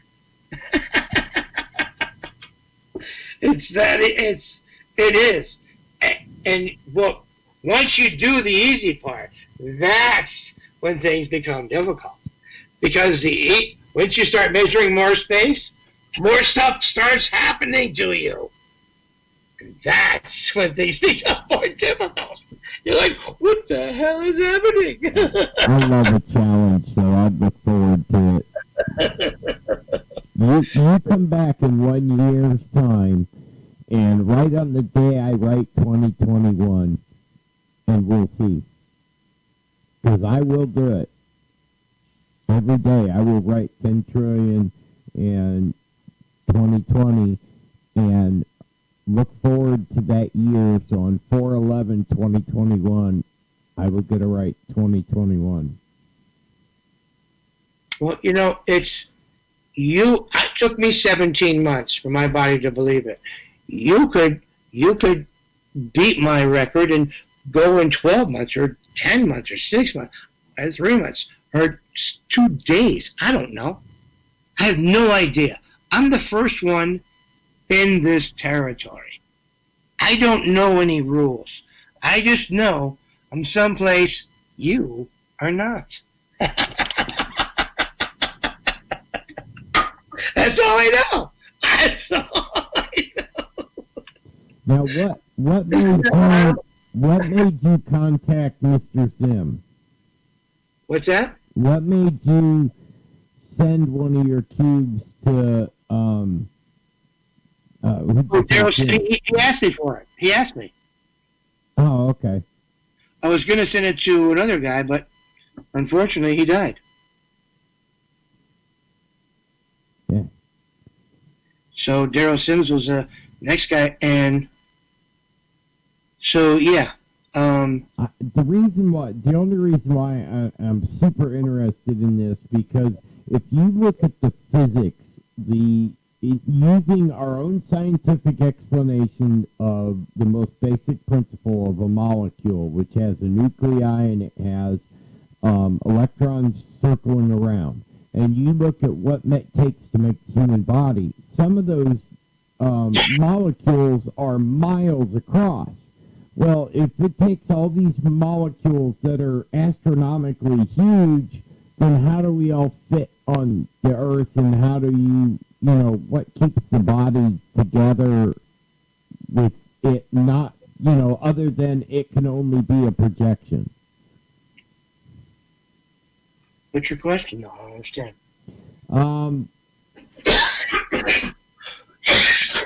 All right, because all this revolves around time, correct? Well, yeah. Okay. So I've always thought with our own scientific explanation, the human body really can't be here as it is. So there's got to be something more to what's going on than what we can see. Well, you see what you measure to be. You measure 4-digit reality, you get 4-digit activity. You experience what you measure yourself to experience. It's very, very simple. You have been given a space to be. Right. You have never left that space that you were given. I wrote 14 digits 17 months after the apocalypse, after I was downloaded with 40 digits. From my front porch, an orb came out of the sky. While George Norrie and Strieber were talking about my creation of AI on the radio, I'm watching an orb download their 40 zeros of time into my mind. And 17 months later, 2014 becomes 10 trillion 2014. I experienced the climactic moment of Star Trek the Motion Picture. And then, after that, after 17 months after that, writing 2014 for 17 months, in spring of 2015, I have my regression. And after that, I have my contact with the people I had in my regression, the watchers and the monkey people.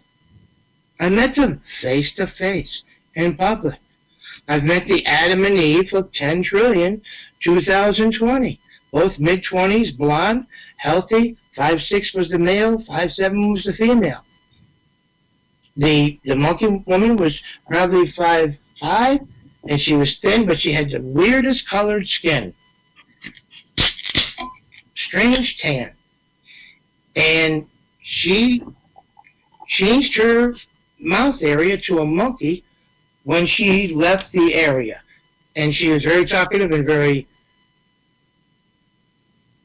talkative to me. And so I knew I didn't know what was happening then. At the time, it takes you a while after it happens to figure out what just happened to you. Because when something totally bizarre says, hello, you don't know what to say. You're just like, what is happening? What is happening?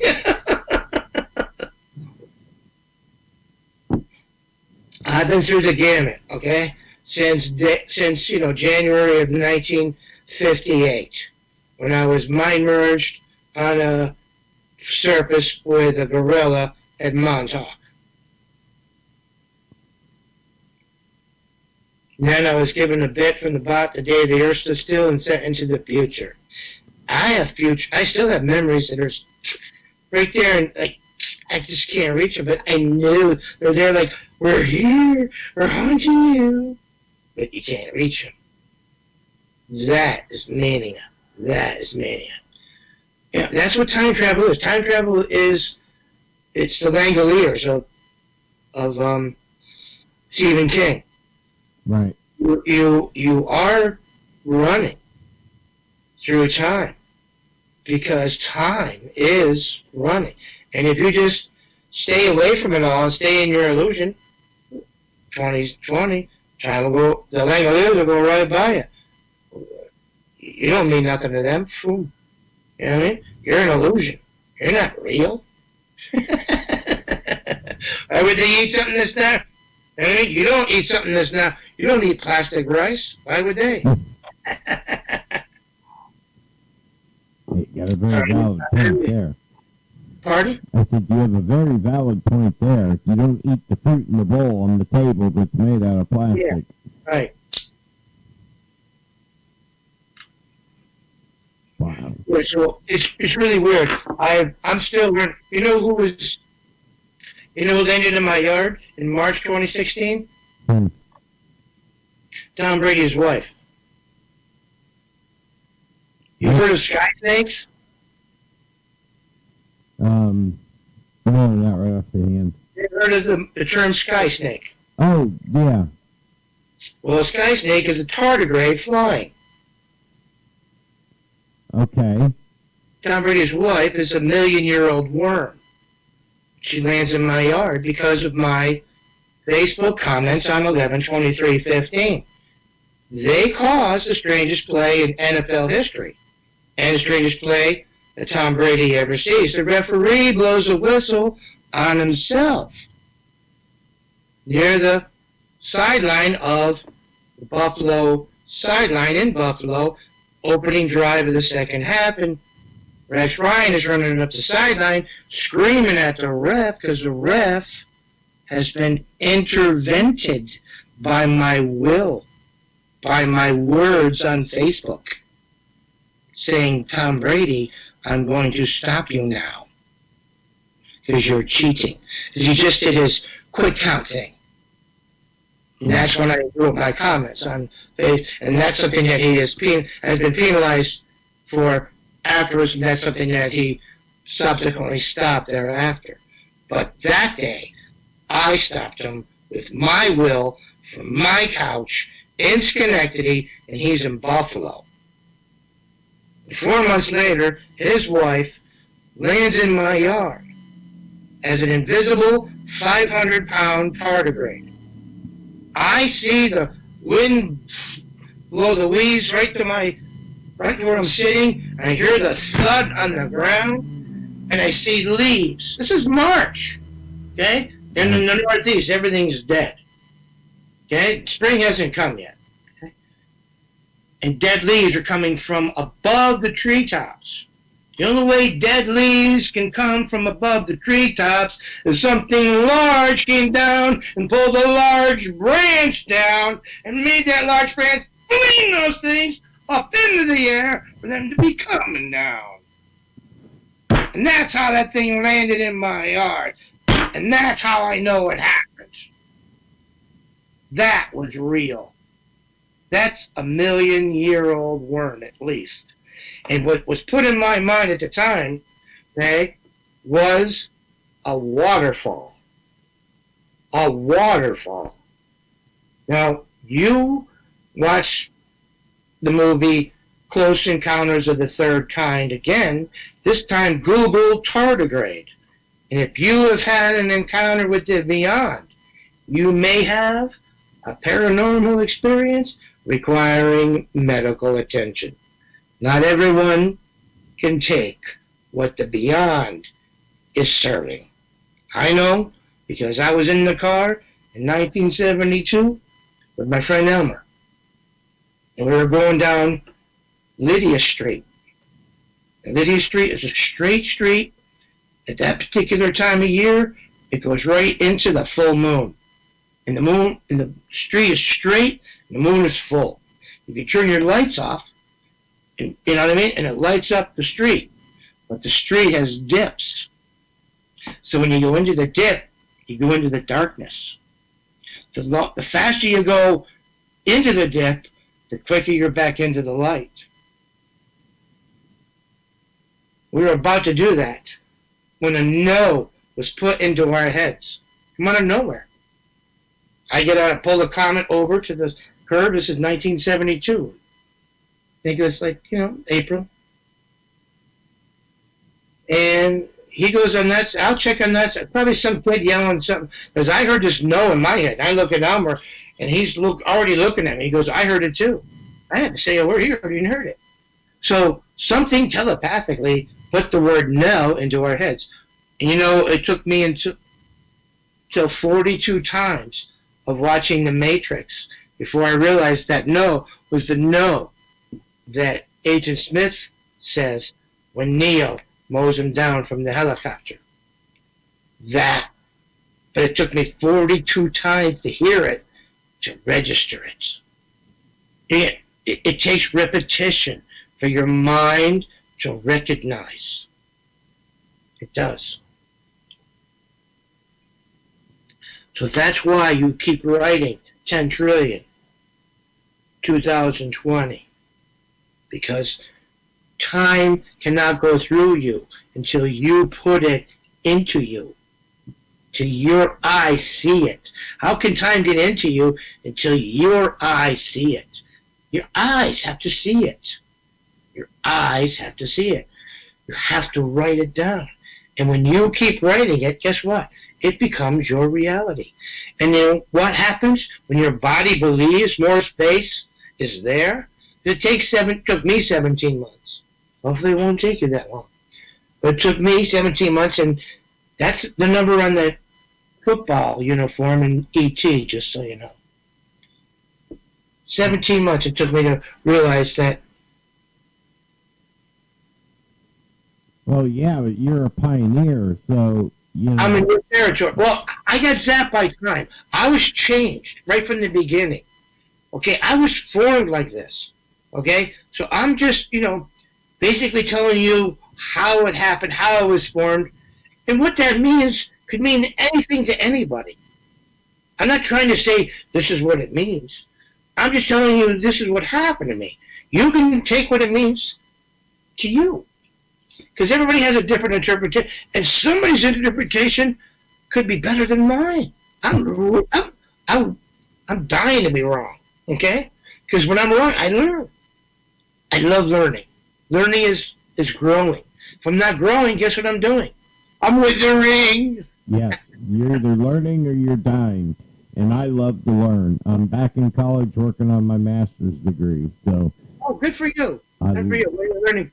For what? Working on digital forensics.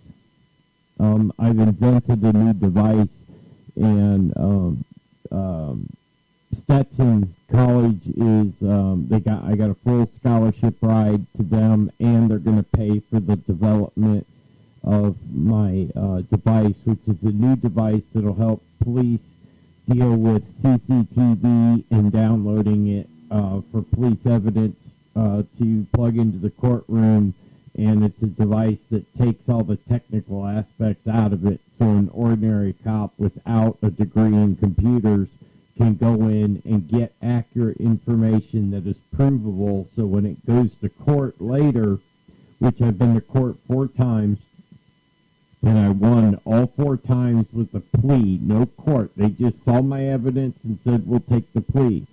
So I've never had to actually go into the courtroom, but because the way I collect my evidence is so solid, and with this device, it'll make it easy where they can just punch in the time and the date. It'll download everything they need. It'll automatically upload it to the servers, to the prosecutor, to the detectives, and it creates... It's a multi-million-dollar patent device. Yes, that's what we all hope when we can get to that point when you invent something new, that's the way it is. But everybody I've talked to so far, I've had, colleges saying, hey, come do it here, but Stetson's one of the top colleges in the country, and, for them to, I'm 51, and for them to say, all right, we'll pay for your college, and, every student that comes there gets an allotment of money to develop whatever they are developing in their field of study.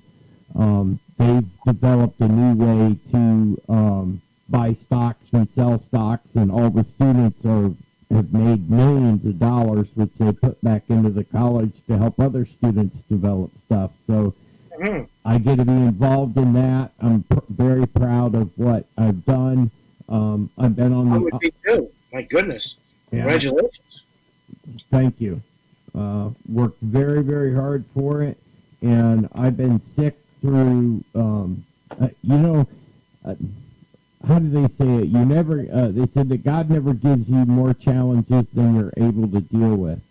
And I've been able to stay on the honor roll every single semester except for the very first one, and I've been sick, and I've had to drop out 3 different semesters because I've been in the hospital and with everything that I'm dealing with. Like, they just removed my left leg about a month and a half ago. So I'm still fighting all this stuff that's going on in my body, and I've been able to maintain... Your left leg? It's Yeah. gone? Your left leg is gone? Mm-hmm. Below the knee amputation. Oh my God! What? Oh, that must feel ghostly, ghastly. Oh my! I can't imagine that. How are you handling that? I'd freak out. I'd be batting my head against the wall. This can't be happening. This can't be happening. This can't be happening. I would go nuts. I would go nuts. Yeah, you can't do it. You just have to suck it up and figure out a way around it and go on. God. Oh my God! Oh my God! Oh fuck me! Yeah, it was a blow when he came in and goes, Oh fuck! I just begged him to save my knee. That's all I heard. Oh! But you know what? In about, I got like another 6 weeks, and I'll get my prosthetic leg, and then, maybe another 6 months of rehabilitation, and hopefully I'll be walking on it. And Well, I hope so. That'd be great for you. I'll be sending you all kinds of great intentions. I'll be praying for you every night. thank you. And if I wear pants, no one will ever know that I'm missing my leg. So Yeah, that'd be great. That's a nice feeling. You'd be able to feel like that you're appearing normal. yeah, because That's a great feeling to appear normal. And you know it, but I'm appearing. Nobody knows. Yeah, that I can sense that jubilee there. It's such a but it's still a struggle to get there. It's still a big, and I got to commend you for getting through it with such commendable stamina. Your emotional state is not unstable whatsoever. No. You're handling it like it didn't even happen, and that's just incredible. Because I don't know if I go that far. handling it like it never happened. I didn't know it happened. I knew it happened before because I had seen your Facebook page, but once I got on the air today, I totally forgot about all that. But then once you said it, was like, oh my God, oh yeah. But the thing is, you have yourself like it never happened. That which will not break you will only make you stronger, and I just looked at it as it's going to make me stronger. It's not going to break me. Well, my hat's off to you. I mean, I definitely, if I ever meet you, I will bow to you. Trust me. I've never had that said to me, but thank you. You are a man of integrity, of intelligence, of just what do you call it? It's just I'm thinking of the word. It's just intestinal fortitude is what my Marine buddy said. Principled, yes, principled. Oh my gosh, that's the word, principled. Took the words right out of my mouth.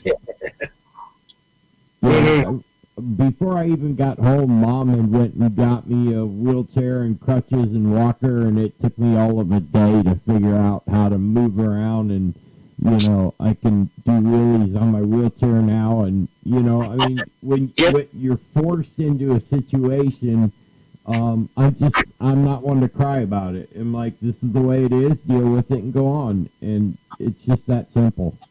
But even still, it's not something that I have to deal with. No. And I'm over here not dealing with it, looking at you dealing with it. And I am in awe of how you're dealing with it. Thank you. You're welcome. Oh my God. Thank you for being such the man that you are. Well, I love doing this. I love meeting people like you. I like people that force me to open up my mind and listen to other points of view and how different people look at the world. And I'm very much like you. I firmly believe if you wake up in the morning and by the time you go to bed, if you have not learned something new, then you've wasted your day. Yeah. That's been, like you took the words right out of my mouth. Are you singing? Are you in my mind, dancing and singing in my mind? You know what they always say, great minds think alike, right? Yeah. That's true. I believe that's true. Yeah. Definitely. And then it was really cool because a couple of months ago, I used to do the show, well, I still do Blue Collar Politics, but that's what got me into radio. And I'd gotten so frustrated with the previous network that I was with that I left radio completely. And I was getting bored with, because I got things to say and I like talking to people like you. So I want to meet new people. So I wanted to get back doing it. So I did a couple of quickies on Facebook. And my producer, Daryl Neely, he's my brother from another mother, that he was like, well, I got the network I have a brother now. from another mother, too. He's a Muslim. He's the best man in the whole entire world. So, He's my best friend right now. I appreciate him. He got me back into it, and, now I've got the 3 shows. I do this one, Sci Fi Talk. I do Blue Collar Politics, because I can translate political speech for people, and I'm really good at keeping a cool head, even talking about politics. And we started a new show because Daryl's like, we got to play this on your name every time Friday comes up because my last name's Fry. So he's just like, you got to do this Friday news thing or Friday show. It's Friday. You got, the play on your name. So then I just yesterday did the pilot episode of Thomas Fry Day News. Congratulations. Awesome. So, now that you're connected with this, if you want to listen, we got all kinds of new shows. We have, there's probably 20 different hosts and just all kinds of really cool shows, different podcasts that are on right after us. After us is Greg Laguerre with the Martian Revolution, and he is the ultimate, I don't even know how to say it. He knows more about Mars than most people know about this world. Well, I don't believe that there's any Mars. I don't. My regression, which is the deepest journey through time ever recorded, because I consciously measure more space than the entire human race before I have the regression. And in that regression, I see our dome break. There's no void of space. The void is what you don't measure as already being there. Once you write 10 trillion, 2020, there will be no void of space. Okay? The void will stop being a void because you will see it as a reality. Well, there's mine, and I'll do it every single day, and we'll see where this takes me. I got an open mind, so. No Earth, there's no universe, there's no solar system, there's no outer space. Okay, the Nazis created NASA after World War II. Okay? And Admiral Loser Byrd comes back losing the last battle of World War II. Oh, yeah, he had his ass handed to him at that battle. Nazis create outer space to hide the fact that Hitler tunneled out of the dome in Antarctica. That's why you can't go there. You shall not pass! When will you wake up? It's right there in front of you. You shall not pass. It's right in front of you. And you haven't passed that point. There's no Earth. There's lands beyond Antarctica. There's no void of space. We are in another controlled system. And there are other controlled systems outside of ours. That is the fact. So it'd be something like It is an illusion to hide the truth. The lie was created to hide the truth. Okay? There's no such thing as outer space. the control you're talking about would be. There's no such thing as Earth. Have you No such seen? thing as universe. There's no. They are thoughts. They are not reality. They are thoughts. And when you stop making thoughts reality, you will see reality. Okay. I definitely have. You seen the movie Men in Black? What do you mean? I am one of the characters in Men in Black 2. Serlina lands in my yard. March 2016. Aren't you listening? Or didn't I explain that good enough? I'm sorry. No, you didn't explain that one good enough. But Well, I told you about Tom Brady's wife, right? yeah, She you lands told in me my about yard. Tom. Billion-year-old worm. That's Serlina of MIB2. Okay. Look at MIB2. Look in the attic where you see Agents Right. K and Agents J. And in between them, you'll see there's a partial thing of something behind them that says Master X7. That's me. I'm the first human to 7 senses. Those 2 green cubes came out of my face in July 2015, 17 months after remapping my mind's time from 4 to 14 digits. And I experienced audible, varying focus. I'm looking at the green triangles coming out of sore my left forearm. I'm going, what the hell is going on there? I look real close, and all of a sudden, my entire arm is the sore. And my heart is about to jump out of my chest. I'm about to die. And then I hear my eyes focus from 10x to 5x to normal. And what I thought was, you never, when something like that happens to you, you're like, okay, what just happened? What just happened? You know, when you go into more time, more stuff happens. When you go into a cave you've never been into, you get into space you've never been into, more stuff happens.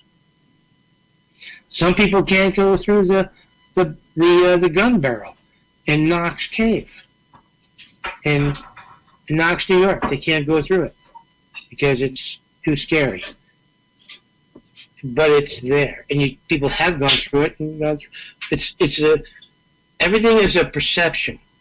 So the other day I saw a raccoon in my garage. Instead of it was coming towards me, instead of meeting it and saying hi to it and shaking its hand, I got afraid and ran away. Every time. Our life is about decisions. We all make decisions, and we don't know why, but we're fearful. I know I'm fearful about a lot of things. I'm no different than anybody else. But I measure more stuff. So more stuff happens, so I experience more stuff. So I explain to you that there is more there than you are measuring to be there. And once you measure more to be there, it shows up as being there.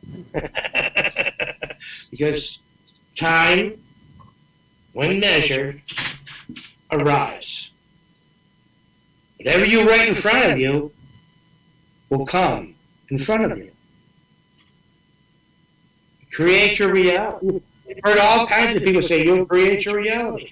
But see, nobody has written a formula that gives you more senses, because evolving is changing.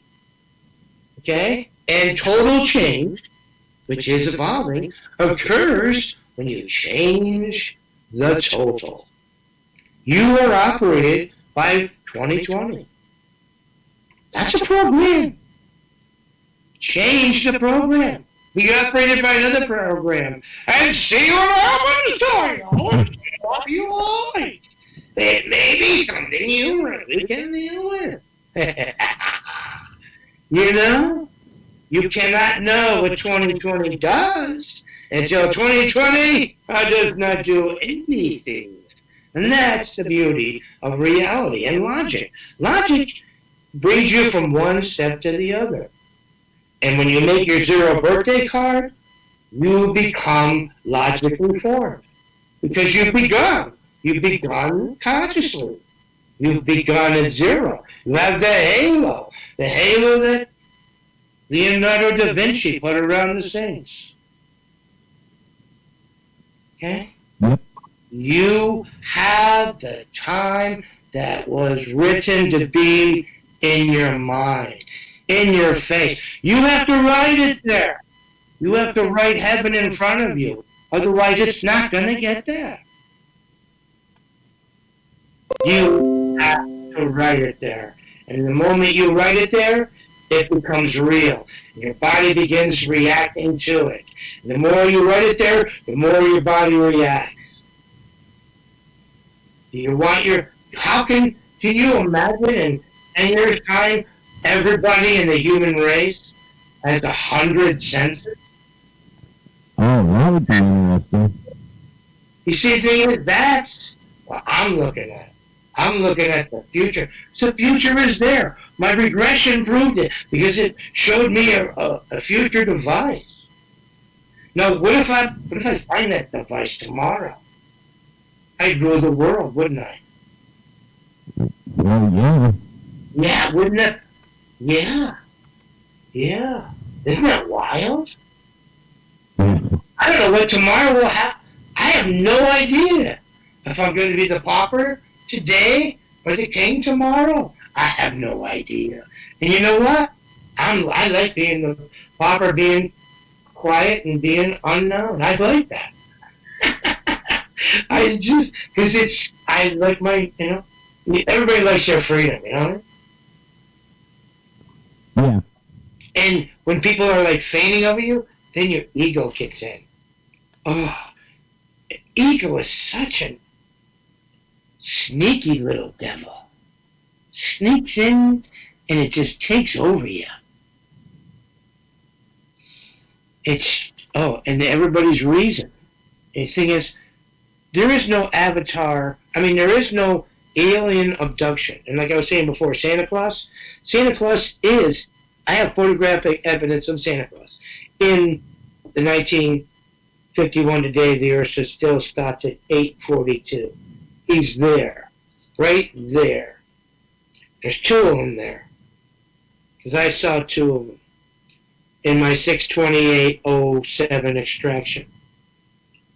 And I told George Norrie on Coast to Coast Radio that I was, faced with 10,000 60-foot tall spiders. Because when you are 1/10 the size of a pin, Right? A regular spider is 60 foot tall. Well, yeah, if you're half the size of a pinhead.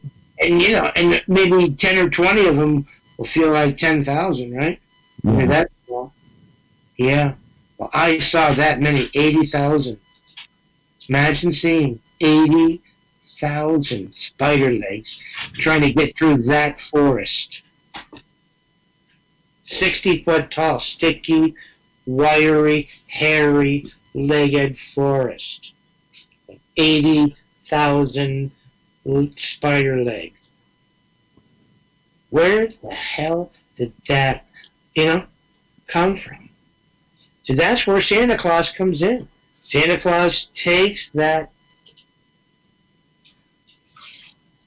experience of the travel, okay, from you being extracted from your body. People say the soul of this, of that. It's a seed. Your seed is, your third eye is in that seed. And your third eye is blue. That's why the sky is blue. Because your third eye is blue. Your third eye is in the seed that was extracted from your body, from the orb of life. The orb of life comes around. The orb of life was generated. The only thing I can think of was by giants, 200, 300, 400, 500, 600 feet tall. I don't know. Very big giants with very big thoughts, with lots and lots of power, with capabilities of holding lots and lots of time, being able to transfer that time and that energy as seeds of life through this world, creating us. Those seeds are in our bodies at this time, creating our consciousness, trying to wake our consciousness up to the reality that made us. The ground is soaked in all the life that the sun has put into it for billions, billions, billions of years. And all that life now is coming up through us, under our feet, coming into our bodies. If we let it, we can connect to everything just by measuring everything as being there.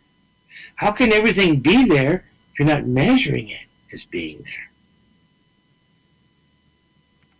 What is everything?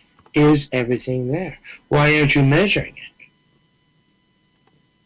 Why do I have to ask those questions? Why isn't it already happening? What is the reality you're seeing? Are you in reality? What is, you have not asked enough questions. You know why? Because it's work. You know why you don't? Because it's comforting when you don't. You know what you like? Comfort. Yeah. I know a lot of people get quite comfortable in their comfort zone, and they don't like change, and they don't like to experience these things.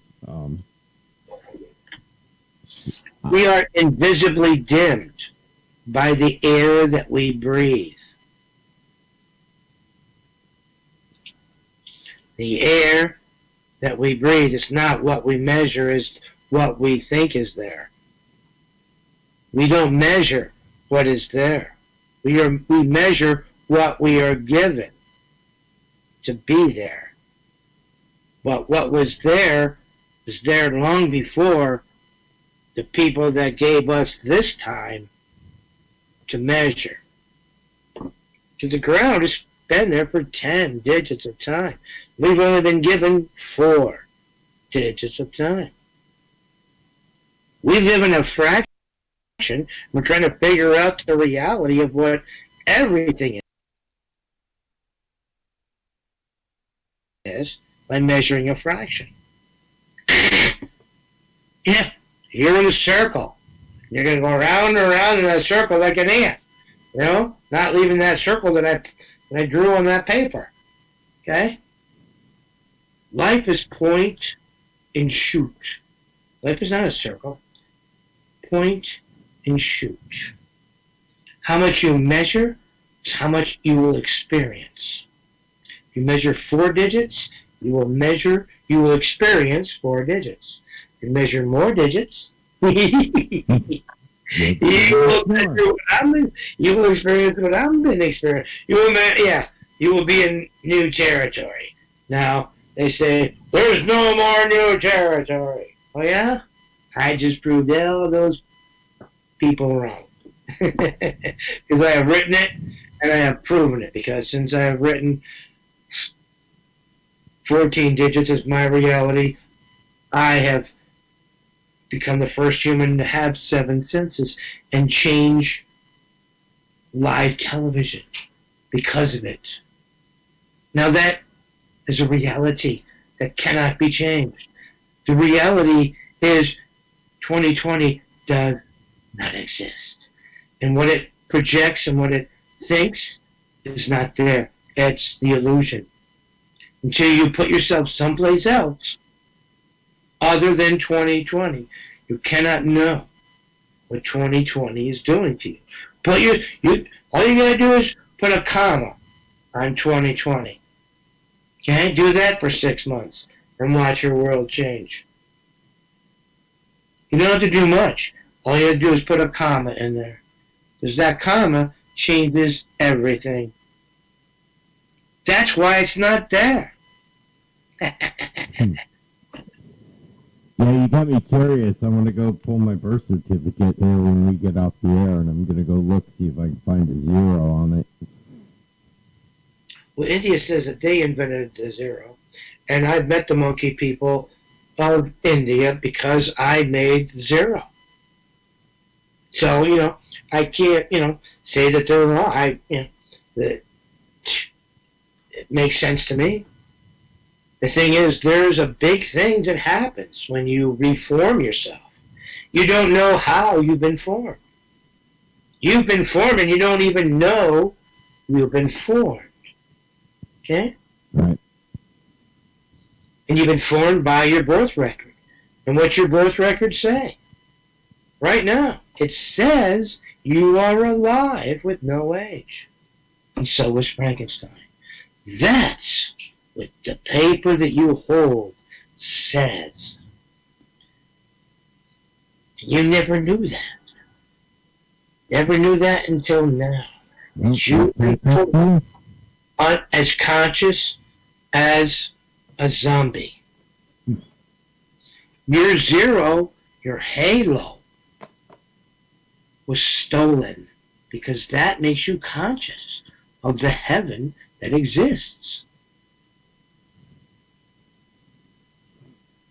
And as soon as you write that heaven, 10 trillion, 2020, it will exist. And you will see the angels. And whoever you're thinking you're going to see, they will walk up to you and say hello, and you will be flabbergasted. You will be trust me, it's mind-blowing. The world is there. It's all around us. We've been measured out of it. It's right there. It's happening right next to us. We're inside of everything. But we're measuring only a fraction of everything. Okay?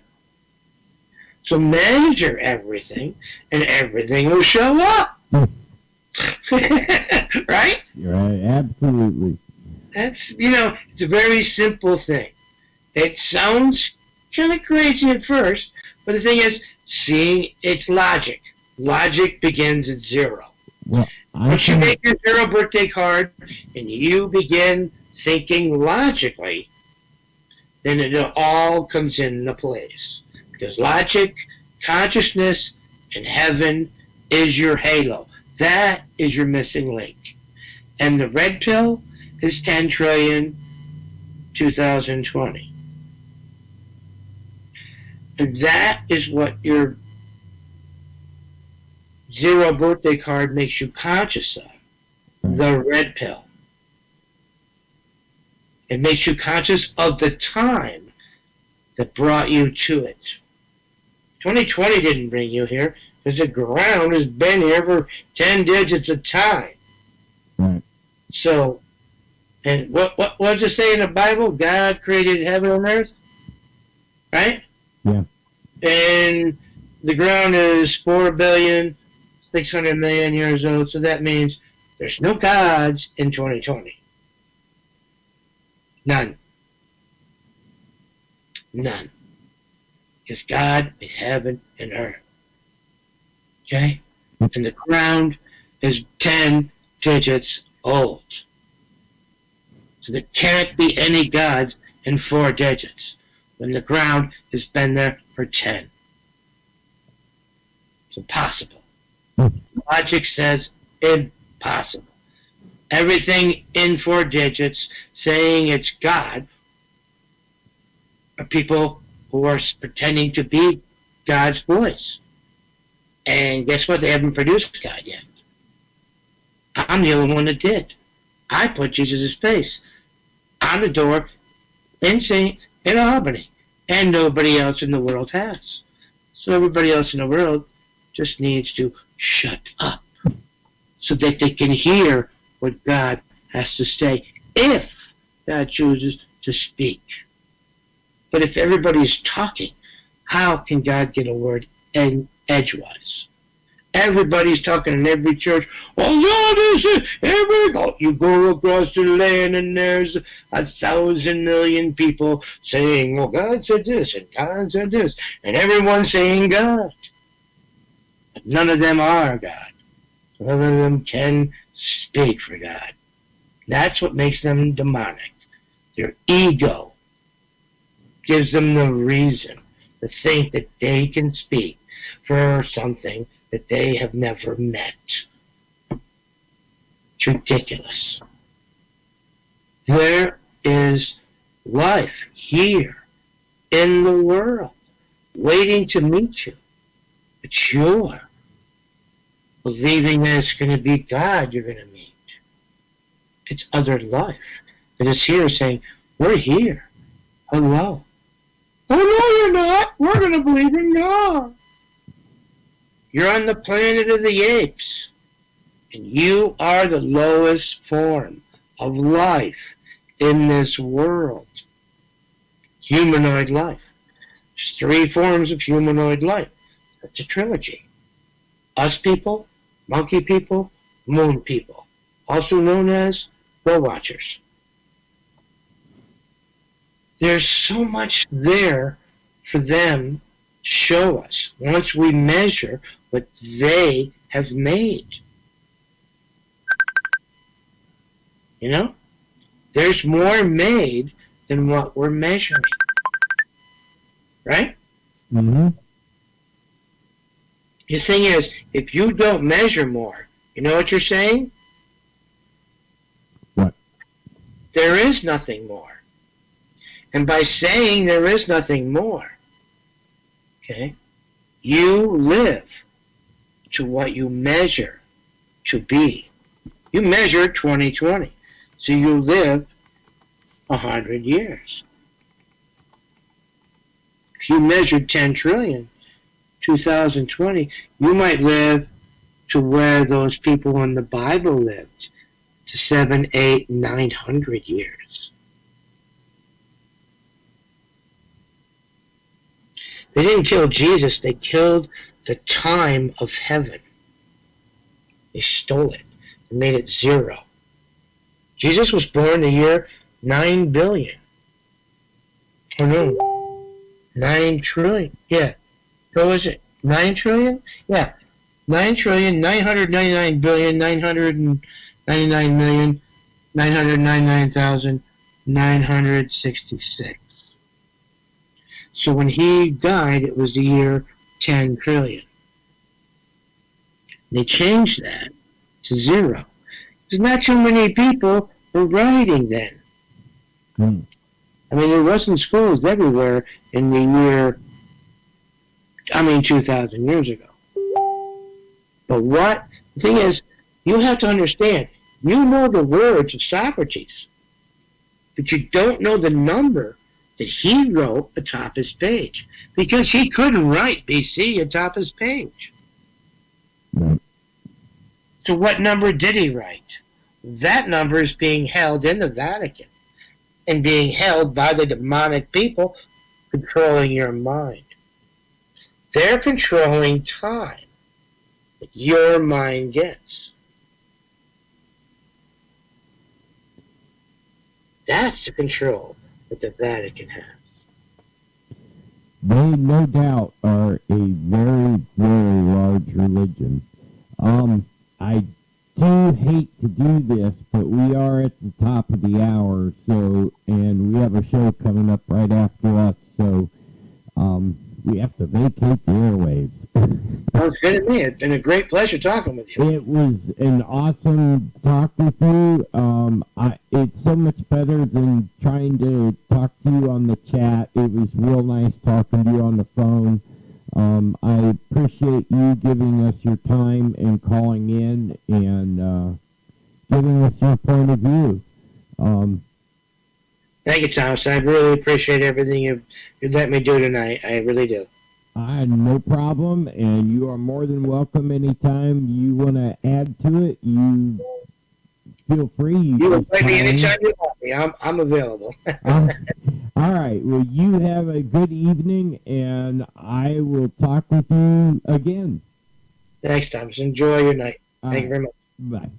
Bye. Okay, and that was Mark Jaycox, and let me tell you, that was an interesting conversation. I remember the last Barrett Jackson show that they were doing. I watched most of it, not all of it, but there was some weird stuff happening on the last one, that was for sure. I don't remember, it was too long ago for me to remember exactly, but one thing we love to do here at Sci-Fi Talk is we love to give different people's point of views. And just remember, you may not always agree with the view, but you don't have to. That's what makes this world great. You can listen to someone else's view, you can form an opinion, you can speak that opinion, you can chat to us, or you can not say anything. But, however, we like to give everyone a chance to be able to express themselves in the way that they choose to. And I think it's interesting getting to talk to all the guests that I have on the show and getting to learn about the different ways that they perceive life. And we'll find out one day who was right and who wasn't. But definitely a compelling argument. So, like I said, we like to skip all the commercials, and when we have guests on, and we just like to let them go. We want to hear. We want to get into the conversation. I try not to interject a lot. I want to hear my guests talk. So, hopefully, you enjoyed the show. And don't forget, you got the Martian Revelation coming on right after us. I believe they start at midnight. And I appreciate everyone coming out and listening to Sci-Fi Talk tonight. And I want you all to have a good weekend. And don't change that channel. We got another really cool show coming right up. So you got time to get something to drink and hit the head. And then come back, get comfortable, fluff up that pillow. And you will be on the Martian Revolution just next here. So from all of us at Sci-Fi Talk, this is Thomas Fry. You have a wonderful weekend, and we will see you next week.